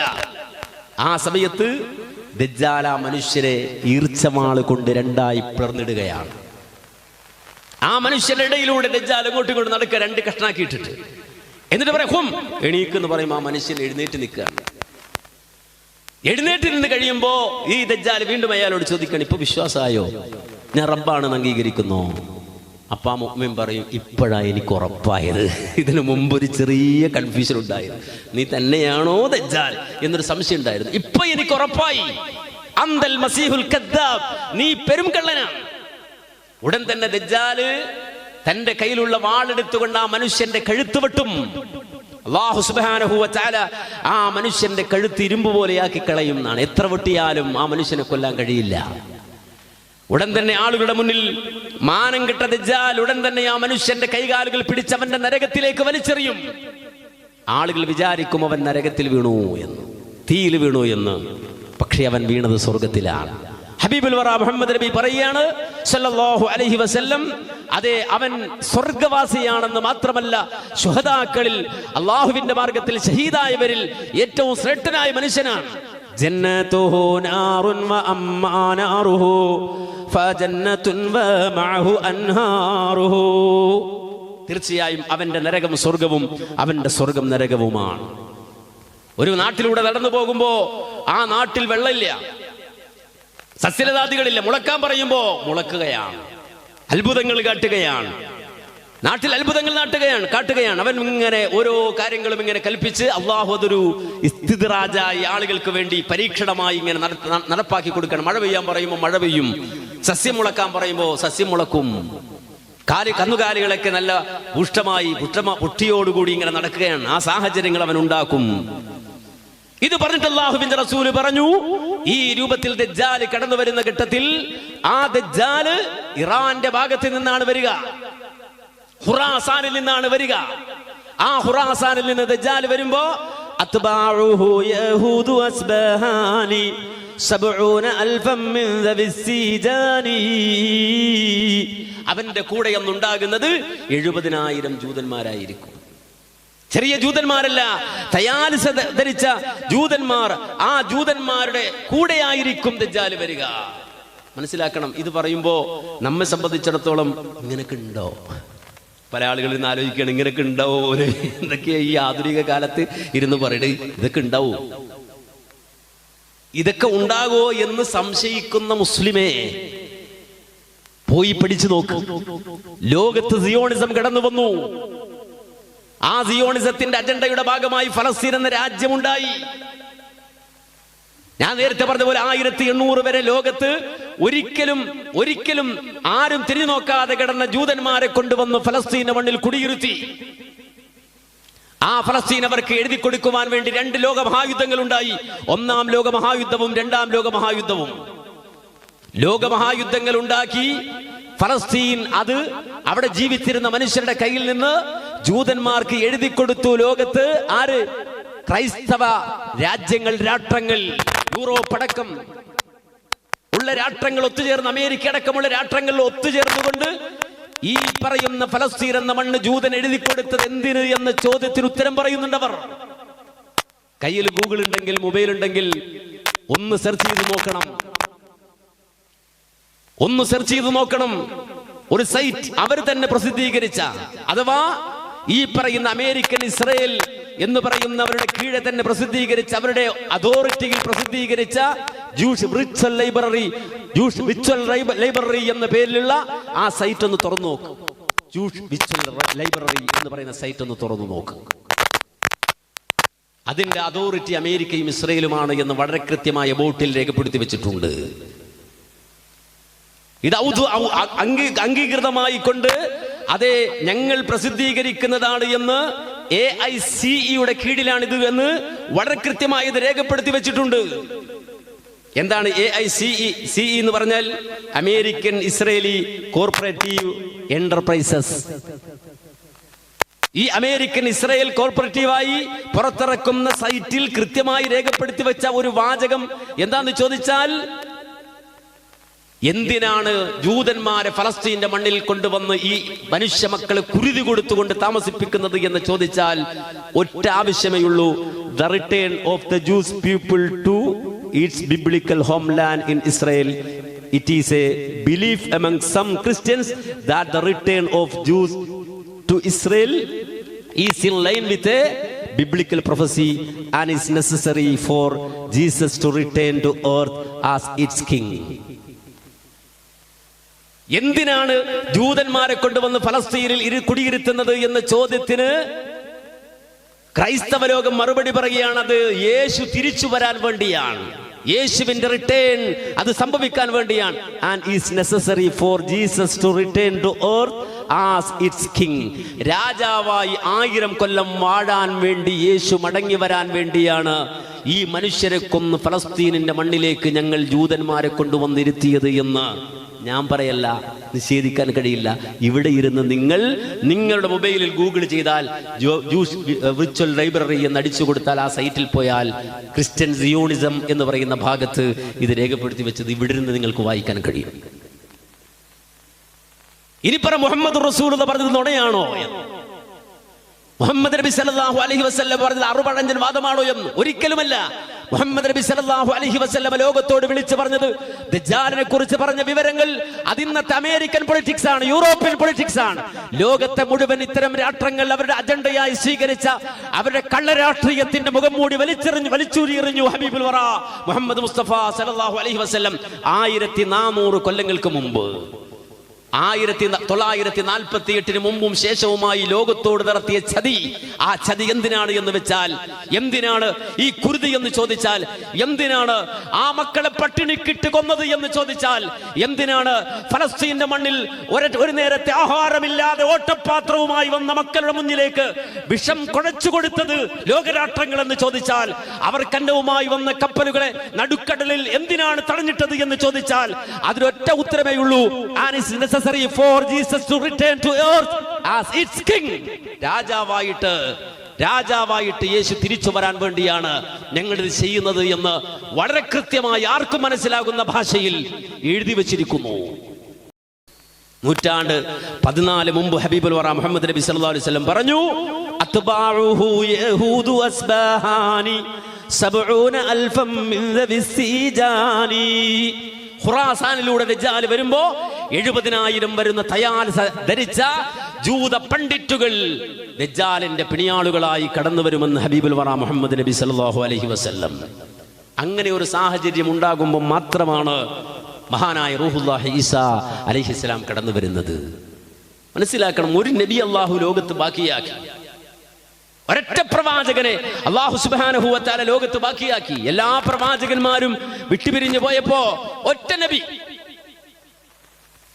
ആ നബി മനസ്സിലാക്കണം, ആ നബി ഇസ്രായേൽ സമൂഹത്തിന്റെ പ്രവാചകനാണ്. ആ നബി ഇസ്രായേൽ കുടുംബത്തിലെ പ്രവാചകനാണ്. ആ നബി ഫലസ്തീനുമായി ബന്ധമുള്ള പ്രവാചകനാണ്. ആ നബി ഫലസ്തീനിൽ ജനിച്ച പ്രവാചകനാണ്. ആലോചിച്ച് നോക്കൂ, ദജ്ജാൽ വന്നിറങ്ങി, അവൻ ആധിപത്യം നേടുന്നത് ഇസ്രായേൽ എന്ന് പറയുന്ന പ്രദേശത്ത്. ആ ഇസ്രായേൽ എന്ന് പറയുന്ന പ്രദേശത്ത് ദജ്ജാൽ കൊടികുത്തി വാഴുമ്പോ ആ ദജ്ജാലിനെ തകർക്കാൻ വേണ്ടി വരുന്ന പ്രവാചകൻ, ആ പ്രവാചകൻ എവിടെ നിന്നുള്ള പ്രവാചകൻ? അതെ, ആ ഇസ്രായേലിന്റെ മണ്ണിൽ തന്നെയുള്ള പ്രവാചകൻ. ലോകത്ത് ഏറ്റവും അധികം വിവാദം നിലനിൽക്കുന്ന പ്രവാചകൻ. ആ പ്രവാചകൻ അല്ലാഹു ലോകത്ത് ബാക്കിയാക്കി നിർത്തിയത് വെറുതെയല്ല. അതാ പ്രവാചകന്റെ ദുആയാണ്. കാരണം വിശുദ്ധ ഖുർആനിൽ അല്ലാഹു സുബ്ഹാനഹു വ തആല വളരെ കൃത്യമായി പറഞ്ഞു മുഹമ്മദ് നബിയുടെ പ്രത്യേകത. വളരെ ചുരുങ്ങിയ സമയം കൊണ്ട് പറഞ്ഞു തീർക്കേണ്ട വിഷയമല്ല ഇത്. വളരെ വേഗത്തിൽ ഞാൻ തീർക്കാണ്, അവസാനിപ്പിക്കുകയാണ് ഞാൻ. ഇത് വളരെ ആഴത്തിൽ ഇരുന്ന് ചിന്തിച്ച് പഠിച്ച് ഡീറ്റെയിൽസുകൾ, എവിഡൻസുകൾ വെച്ച് പഠിക്കേണ്ട, ഉമ്മത്ത് പഠിക്കേണ്ട വിഷയമാണ് ഇത്. മുഹമ്മദ് നബി രക്തത്തിൽ തിളക്കുന്ന വിഷയമാണ്. മുഹമ്മദ് റസൂലുള്ളാഹി സ്വല്ലല്ലാഹു അലൈഹി വസല്ലം നമ്മുടെ സിരകളിൽ ഒഴുകുന്ന വിഷയമാണ്. കാര്യം ഇത്രയും ആധുനികമായി ലോകത്തിന്റെ മുന്നിൽ ഈ ഇൻഫർമേഷൻ തരാൻ വഹിയുള്ള പ്രവാചകനല്ലാതെ കഴിയില്ല. വഹി കൊണ്ടല്ലാതെ ഒരു പുരാണം കൊണ്ടും ഒരു ജ്യോതിഷിക്കും ഒരു കണിയാനും ഒരു നിരീക്ഷകനും ഒരിക്കലും പ്രഡിക്റ്റ് ചെയ്യാൻ കഴിയുന്നതല്ല വിഷയം. ഇത് വഹിയുള്ള പ്രവാചകന് മാത്രം പറയാൻ കഴിയുന്ന കാര്യമാണ്. മുഹമ്മദ് നബി സല്ലല്ലാഹു അലൈഹി വസല്ലം ലോകത്ത് നമുക്കറിയാം, നബി ജനിച്ചിട്ട് ലോകം പഠിക്കല്ല. നബി ജനിക്കുന്നതിന് മുമ്പ് തന്നെ ലോകം മുഹമ്മദ് നബി സല്ലല്ലാഹു അലൈഹി വസല്ലമയെ അറിഞ്ഞു. നബി, നമ്മുടെയൊക്കെ ചരിത്രം നമ്മൾ ജനിച്ചിട്ടാ തുടങ്ങിയത്. ഗാന്ധിജിയുടെ ചരിത്രം, ഗാന്ധിജി ജനിച്ച് വളർന്ന് വലുതായി ദക്ഷിണാഫ്രിക്കയിലൊക്കെ പോയി വന്നതിന് ശേഷമാണ് ആളുകൾ ശ്രദ്ധിക്കാൻ തുടങ്ങിയത്. അലക്സാണ്ടർ ചരിത്രം അത് അയാൾ ജനിച്ചിട്ടാണ് പറയാൻ തുടങ്ങിയത്. എന്നാൽ മുഹമ്മദ് റസൂൽ അങ്ങനല്ല, ജനിക്കുന്നതിന് മുമ്പ് തന്നെ ചരിത്രം പറയാൻ തുടങ്ങി. ലോകത്തെല്ലായിടത്തും നമുക്കറിയാം, ഇന്നും ഏതെങ്കിലും ഒരു ഹൈന്ദവ ഗ്രന്ഥങ്ങൾ വിൽക്കുന്ന പുസ്തക സ്റ്റാളിൽ പോയിട്ട്, ബുക്ക് സ്റ്റോളിൽ പോയിട്ട് നിങ്ങൾ ഭവിഷ്യൽ പുരാണം കിട്ടുമെങ്കിൽ വാങ്ങിയാൽ നമുക്കതിൽ കാണാൻ കഴിയും. ഇന്നും കാണാൻ കഴിയും. ഏതസ്മിൻ അന്തരേ മ്ലേച്ഛ ആചാര്യേണ സമന്വിത മഹാമ്മദ ഇതിക്കാത ശിഷ്യശാഖ സമന്വിതം. മുഹമ്മദ് നബി വരും ശിഷ്യന്മാരുമായി. നബി ജനിക്കുന്നതിന് മുമ്പ് ഭവിഷ്യൽ പുരാണം ഉണ്ടെന്ന് പറയപ്പെടുന്നു. നബി ജനിക്കുന്നതിന് മുമ്പ് ഭവിഷ്യൽ പുരാണം ഉണ്ടെന്ന് പറയപ്പെടുന്നു. 2000 കൊല്ലത്തെ പഴക്കുണ്ടെന്ന് പറയുന്നു. ആ ഭവിഷ്യൽ പുരാണത്തിൽ മുഹമ്മദ് നബിയെ കുറിച്ച്, തൗറാത്തിൽ മുഹമ്മദ് നബിയെ കുറിച്ച്, ഇഞ്ചീലിൽ മുഹമ്മദ് നബിയെ കുറിച്ച്, ഇഞ്ചീൽ ഓതിക്കൊടുത്തു ഈസാ നബി. മുഹമ്മദ് നബി ജനിക്കുന്നതിന് 500 കൊല്ലങ്ങൾക്കപ്പുറത്ത് ഫലസ്തീന്റെ മണ്ണിലിരുന്നു കൊണ്ട് മഹാനായ റൂഹുല്ലാഹി ഈസാ അലൈഹി സ്വലാത്തു വസ്സലാം ജനങ്ങൾക്ക് ഓതിക്കൊടുത്തു. ഖുർആൻ ആ രംഗം പറഞ്ഞു. അതേ വമസലുഹും ഫിൽ ഇൻജീലി കസറഇൻ അഖ്റജ ശതഅഹു ഫആസറഹു ഫസ്തഗ്ലള ഫസ്തവ അലാ സൂഖിഹി യുഅജിബു الزراع ليغيظ بهم الكفار وعد الله الذين آمنوا وعملوا الصالحات منهم مغفرة وأجرا عظيما. അത്തിയും ഒലീവും പൂത്തുലഞ്ഞ ഫലസ്തീന്റെ മണ്ണിൽ മഹാനായ റൂഹുല്ലാഹി ഈസാ അലൈഹിസ്സലാം തന്റെ കുഞ്ഞാടുകൾക്ക് മുന്നിൽ ഓതിക്കൊടുക്കുകയാണ് മുഹമ്മദുർ റസൂലുള്ളാഹ് എന്ന പ്രവാചകനെ കുറിച്ച്. ആ പ്രവാചകൻ ഒറ്റാന്തടിയായി കടന്നു വന്ന് അതേ ആ സമൂഹത്തിനിടയിൽ ഒരു വിത്ത് പോലെ അതിങ്ങനെ മെല്ലെ പുറത്തേക്ക് നാം വിട്ടുകൊണ്ട് ആളുകൾ നോക്കി നിൽക്കി അതൊരു വടവൃക്ഷമായി വളർന്ന് പടർന്ന് പന്തലിച്ച് ആകാശം മുട്ടെ ശിഖരങ്ങളും അതുപോലെ തന്നെ ചില്ലകളും അതുപോലെ തന്നെ അതിന്റെ ഓരോ ഇലകളും അങ്ങനെ മനോഹരമായൊരു വടവൃക്ഷമായി ആകാശം മുട്ടെ പടർന്ന് പന്തലിച്ച് നിൽക്കുന്ന ഒരു വലിയ വൃക്ഷമായി അത് മാറുമ്പോ അത് കർഷകരായ ആളുകളെ പോലും അത്ഭുതപ്പെടുത്തിക്കൊണ്ടിരിക്കും. ആ കർഷകരായ ആളുകളെ പോലും അത്ഭുതപ്പെടുത്തിക്കൊണ്ടിരിക്കും. വലിയ വലിയ വിശാരദന്മാരായ രാഷ്ട്രീയ പടുക്കളായ സാഹിത്യകാരന്മാരായ അതുപോലെ തന്നെ സോഷ്യൽ രംഗത്ത് ഇടപെടുന്ന വലിയ വലിയ വിശാരദന്മാരായ ആളുകളെ പോലും അത്ഭുതപ്പെടുത്തുന്ന രൂപത്തിൽ വിശുദ്ധമായ ദീനും മുഹമ്മദ് നബിയും മുഹമ്മദ് നബിയുടെ അനുയായികളും ആകാശം മുട്ട പടർന്ന് പന്തലിക്കുമെന്നുള്ള ആ വിവരണം മഹാനായ റൂഹുല്ലാഹി ഈസാ അലൈഹിസ്സലാം നൂറ്റാണ്ടുകൾക്കപ്പുറം ഫലസ്തീന്റെ മണ്ണിൽ നിന്നുകൊണ്ട് ജനങ്ങൾക്ക് ഓതിക്കൊടുത്തപ്പോൾ അതിനിടയിൽ മഹാനായ ഈസാ നബി പടച്ചവനോട് ദുആ ചെയ്യുകയാണ്. അല്ലാഹുമ്മ ജഅൽനീ മിൻഹും, അല്ലാഹുമ്മ ജഅൽനീ മിൻഹും, അല്ലാഹുമ്മ ജഅൽനീ മിൻഹും. അല്ലാഹുവേ, ആ പ്രവാചകൻ വരുന്നതിന് മുമ്പ് ഞാൻ ജനിച്ചു പോയല്ലോ, അല്ലാഹ് എന്നെ ആ പ്രവാചകന്റെ അനുയായികളിൽ പെടുത്തണേ അല്ലാഹ്. എന്ന് മഹാനായ റൂഹുല്ലാഹി ഈസാ അലൈഹിസ്സലാം രാജാതിരാജനായ റബ്ബിനോട് പ്രാർത്ഥിച്ചതുകൊണ്ട് അല്ലാഹു സുബ്ഹാനഹു വ തആല അദ്ദേഹത്തിന്റെ ദുആ കൂടി സ്വീകരിച്ചുകൊണ്ട് ഖുർആൻ പ്രഖ്യാപിച്ചു, ഇന്നഹു ലഅലമുൽ ലിസ്സാഅ, ലോകാവസാനത്തിന്റെ അടയാളമായി ഈസാ നബി ഇറങ്ങി വരുമേ. ഈസാ നബി ലോകാവസാനത്തിന്റെ അടയാളമാണ്. ആ ഈസാ അലൈഹിസ്സലാത്തു വസ്സലാം ഇറങ്ങി വരുന്നത് ഈ ദജ്ജാൽ അവന്റെ എല്ലാ രൗദ്രഭാവങ്ങളുമായി ഇറങ്ങി തിരിച്ച് അവൻ അതിങ്ങനെ പ്രകടിപ്പിച്ചു കൊണ്ടിരിക്കുമ്പോ അല്ലാഹുവിന്റെ റസൂൽ പറയുന്നു, ഈസാ നബി അലൈഹിസ്സലാം ഇറങ്ങി വരും. എവിടെ? മിനാരത്തിൽ ബൈളോ, വെള്ള മിനാരത്തിന്റെ സമീപത്ത്. വെള്ള മിനാരത്തിന്റെ സമീപത്ത് മഹാനായ ഈസാ നബി ഇറങ്ങി വരും. ശർഖിയ ദമസ്കസിന്റെ കിഴക്ക് ഭാഗത്ത്. മക്കത്ത് വരുന്നല്ല, മദീനത്ത് വരുമെന്നല്ല, ദമസ്കസിന്റെ കിഴക്ക് ഭാഗത്ത്. ബൈന മഹ്റൂദതൈനി വാദിഅൻ കഫൈഹി അലാ അജ്നഹതി മലക്കൈൻ, രണ്ട് മലക്കുകളുടെ ചിറകിൽ കൈവച്ചുകൊണ്ട് ദമസ്കസിന്റെ കിഴക്ക് ഭാഗത്തുള്ള വെള്ള മിനാരത്തിന്റെ സമീപത്ത് റൂഹുല്ലാഹി ഈസാ അലൈഹിസ്സലാത്തു വസ്സലാം ഇറങ്ങി വരുമ്പോ വഇദാ റഫഅഹു തഹദ്ദറ മിൻഹു ജുമാനുൻ കല്ലുഉലുഇ ഫലാ യഹല്ലു ലികാഫിരിൻ യജിദു റീഹ നഫ്സിഹി ഇല്ലാ മാത്. തലയിലൂടെ വെള്ളത്തുള്ളികൾ ഇങ്ങനെ തെറിക്കുമെന്നാണ്. ഈസാ നബി അലൈഹി ഇസ്ലാം ഇറങ്ങി വരും. വെള്ളമിനാരം, ദമസ്കസിന്റെ കിഴക്കു ഭാഗത്തുള്ള വെള്ളമിനാരം എന്ന് പറയുമ്പോ ദമസ്കസും അവിടെ ഇല്ല, വെള്ളമിനാരം അവിടെ ഇല്ല റസൂല് പറയുന്ന കാലത്ത്. പിന്നീട് ദമസ്കസും ഉണ്ടായി, അവിടെ വെള്ളമിനാരവും ഉണ്ടായി. ഒരു പടി കൂടി കടന്നാൽ ലോക സമൂഹത്തിനിടയിൽ ഈസാ നബി ലോകത്തോട് സംസാരിച്ച ഭാഷ അരാമിക് ഭാഷ. അരാമിക് എന്ന ഭാഷ ലോകത്ത് സംസാരിക്കുന്ന ഒരു സൊസൈറ്റി ലോകത്ത് എവിടെയെങ്കിലും ജീവിച്ചിരിക്കുന്നുവെങ്കിൽ അത് ദമസ്കസിലെ മാലുള എന്ന് പറയുന്ന പ്രദേശത്ത് മാത്രമാണ്. അവരെ ഇന്റർവ്യൂ ചെയ്ത് നിങ്ങൾ യൂട്യൂബ് സെർച്ച് ചെയ്താൽ കാണാൻ കഴിയും. ഈസാ നബിയുടെ ഭാഷ സംസാരിക്കുന്ന ഒരേ ഒരു സമൂഹം ലോകത്ത് നിന്ന് ജീവിച്ചിരിക്കുന്നത് ദമസ്കസിലെ മാലുള എന്ന പ്രദേശത്താണ്. മനസ്സിലാക്കണം. അല്ലാഹുവിന്റെ റസൂൽ പറയാൻ, ആ ഈസാ നബി അലൈഹിസ്സലാം ഇറങ്ങി വന്നാൽ ആദ്യത്തെ പരിപാടി നിസ്കാരം നിർവഹിച്ചിട്ട് നേരെ പോകുന്നത് ദജ്ജാലിനെ അന്വേഷിച്ചിട്ടാണ്. ആ ദജ്ജാലിനെ ഈസാ അലൈഹിസ്സലാം കണ്ടുമുട്ടുന്നത് ഫയത്ലുബു ഹത്താ യുദ്രികഹു ബിബാബി ലുദ്, ലുദ് കവാടത്തിൽ വെച്ചുകൊണ്ടാണ്. ലുദ് കവാടത്തിൽ വെച്ചുകൊണ്ടാണ്. ലുദ് കവാടം എന്ന് പറഞ്ഞാൽ ഇന്ന് ഇസ്രയേലിന്റെ ഔദ്യോഗിക എയർപോർട്ട് ബെൻഗുറിയൻ എയർപോർട്ട് നിലനിൽക്കുന്ന സ്ഥലത്തിന്റെ പേരാ ലുദ്. നിലവിലെ ഇസ്രായേൽ രാഷ്ട്രത്തിന്റെ ബെൻഗുറിയൻ എയർപോർട്ട്, അവരുടെ ഔദ്യോഗിക എയർപോർട്ട് നിലനിൽക്കുന്ന പ്രദേശത്തിന്റെ പേരാ ലുദ്. അവിടെ വെച്ചുകൊണ്ട് ഈസാ അലൈഹിസ്സലാത്തു വസ്സലാം ദജ്ജാലിനെ കണ്ടുമുട്ടുമെന്ന് ഹബീബുൽ വറ മുഹമ്മദ് മുസ്തഫ സല്ലല്ലാഹു അലൈഹി വസല്ലം. അതുകൊണ്ട് നമ്മെ സംബന്ധിച്ചിടത്തോളം ഈ വിഷയം നമ്മുടെ ഈമാനിന്റെ വിഷയമാണ്, നിലവിലെ രാഷ്ട്രീയമാണ്, ഇന്ന് ലോകത്ത് സംഭവിക്കുന്ന സംഭവവികാസങ്ങളുടെ കൃത്യമായ വിവരണമാണ്. അത് നമുക്ക് അല്ലാഹുവിന്റെ റസൂൽ സല്ലല്ലാഹു അലൈഹി വസല്ലം പറഞ്ഞു തരുമ്പോൾ അന്തിമ റസൂലാണ്, ഖാത്തിമുൽ അംബിയ ആണ് മുഹമ്മദ് നബി സല്ലല്ലാഹു അലൈഹി വസല്ലമ എന്ന് ബോധ്യപ്പെടുന്ന വിഷയമാണ്. അതുകൊണ്ട് കൂടുതൽ പഠിക്കുക. വിശാലമായി പറയാൻ സമയമില്ല, ഞാൻ അവസാനിപ്പിക്കുകയാണ്. അല്ലാഹു സുബ്ഹാനഹു വ തആല നമ്മെ കൊണ്ട് ആവർത്തിപ്പിക്കുന്നുണ്ട്. റസൂലുള്ളാഹിന്റെ മാതൃകയിലൂടെ എല്ലാ നിസ്കാരത്തിന്റെ അവസാനത്തിലും നമ്മൾ അല്ലാഹുവിനോട് ഈ ദജ്ജാലിന്റെ ഫിത്നയിൽ നിന്ന് അഭയം ചോദിക്കുന്നുണ്ട്. ദജ്ജാൽ വന്നാൽ നിങ്ങൾ അവനെ പ്രതിരോധിക്കേണ്ടത് സൂറത്തുൽ കഹ്ഫിന്റെ ആദ്യത്തെ 10 ആയത്തുകൾ കൊണ്ടാണ് എന്ന് റസൂൽ പഠിപ്പിച്ചു. നിങ്ങൾക്ക് ദജ്ജാലിനെ പ്രതിരോധിക്കാൻ സൂറത്തുൽ കഹ്ഫിന്റെ ആദ്യത്തെ 10 ആയത്തുകൾ നിങ്ങൾ ഹൃദയസ്ഥമാക്കി വെക്കണമെന്ന് റസൂലുള്ളാഹി സ്വല്ലല്ലാഹു അലൈഹി വസല്ലമ പഠിപ്പിച്ചു. അതുകൊണ്ട് കരുതലിന്റെയും കാവലിന്റെയും സർവ്വ നിർദ്ദേശങ്ങളും നമുക്ക് പറഞ്ഞു തന്ന മുത്തുനബി സ്വല്ലല്ലാഹു അലൈഹി വസല്ലം ആ നബിയെ അറിയാനും ദീനിനെ പഠിക്കാനും ആഴത്തിൽ പഠിക്കാനും ലോകത്ത് എന്ത് പ്രതിസന്ധി ഉണ്ടായാലും വിശുദ്ധ ദീനിന്റെ ഇസ്ലാമിന്റെ വാഹകരായി ആ അള്ളാഹു നമുക്ക് ഇട്ടുതന്ന ഹബിലും മംദൂദുൻ ഇലൽ അർളി, ഭൂമിയിലേക്ക് അള്ളാഹു ഇട്ടുതന്ന കയറാണ് ഖുർആൻ എന്നല്ലേ അള്ളാഹുവിന്റെ റസൂൽ പറഞ്ഞത്. ആ ഖുർആനിൽ മുറുകെ പിടിച്ച് ജീവിക്കാൻ നമുക്ക് കഴിയണം. പ്രത്യേകിച്ച് പരിശുദ്ധ റമദാനാണ് നമ്മുടെ മുന്നിലുള്ളത്. പഠിക്കാൻ ഒരുപാട് സമയം നമ്മുടെ മുന്നിലുണ്ടാകും. ആയത്തുകളിലൂടെ ഹദീസുകളിലൂടെ മുന്നോട്ട് കൂടുതൽ പഠനങ്ങൾ വികസിപ്പിക്കാൻ നമുക്ക് അവസരങ്ങൾ ഉണ്ടാകും. അത് പഠിക്കുകയും മനസ്സിലാക്കുകയും നമ്മുടെ ഖൽബകത്ത് വെളിച്ചം, ദീനിന്റെ വെളിച്ചം നിറച്ചു നിർത്തുകയും ചെയ്യുക. അല്ലാഹു സുബ്ഹാനഹു വ തആല അനുഗ്രഹിക്കുമാറാകട്ടെ എന്ന് പ്രത്യേകം പ്രാർത്ഥിക്കുകയാണ്. സമയം അവസാനിക്കുന്നത് കൊണ്ട് ഞാൻ അവസാനിപ്പിക്കുന്നു. അല്ലാഹു സുബ്ഹാനഹു വ തആല നമ്മുടെ ഇരുത്തവും നമ്മുടെ പ്രവർത്തനങ്ങളും സ്വീകരിക്കുമാറാകട്ടെ. അതോടൊപ്പം സൂചിപ്പിക്കാനുള്ളൊരു കാര്യം അള്ളാഹുവിന്റെ മഹത്തായ അനുഗ്രഹത്താൽ ഇൻഷാ അല്ലാഹ് കേരളത്തിന്റെ മധ്യത്തിൽ തൃശ്ശൂർ ജില്ലയിലെന്ന് ഞാൻ പറയുന്നില്ല, നേരെമറിച്ച് ഈ കേരളത്തെ ഒന്ന് മൊത്തത്തിൽ അളന്നാൽ അതിന്റെ മിഡിലിൽ അള്ളാഹുവിന്റെ തൗഫീഖ് കൊണ്ട് നമുക്ക് മഹത്തായ ഒരു സ്ഥാപനം അള്ളാഹു സുബ്ഹാനഹു വ തആല തന്നതാണ് ജാമിഅ ബുസ്താനുൽ ഉലൂം എന്ന സ്ഥാപനം. നമുക്കറിയാം നിരവധി സംവിധാനങ്ങൾ അവിടെയുണ്ട്. ഭിന്നശേഷി മക്കൾക്ക് വേണ്ടിയുള്ള ഒരു വലിയ സ്കൂൾ അവിടെ പ്രവർത്തിക്കുന്നുണ്ട്. അതിന്റെ ഭാഗമായുള്ള ഒരു ഈത്തപ്പഴ ചലഞ്ച് ഇവിടെ ഉണ്ട്. നിങ്ങളതിൽ പങ്കുചേരണം. റമദാനുമായി ബന്ധപ്പെട്ട് നമ്മൾ നടത്തുന്ന ഒരു പരിപാടിയാണ്.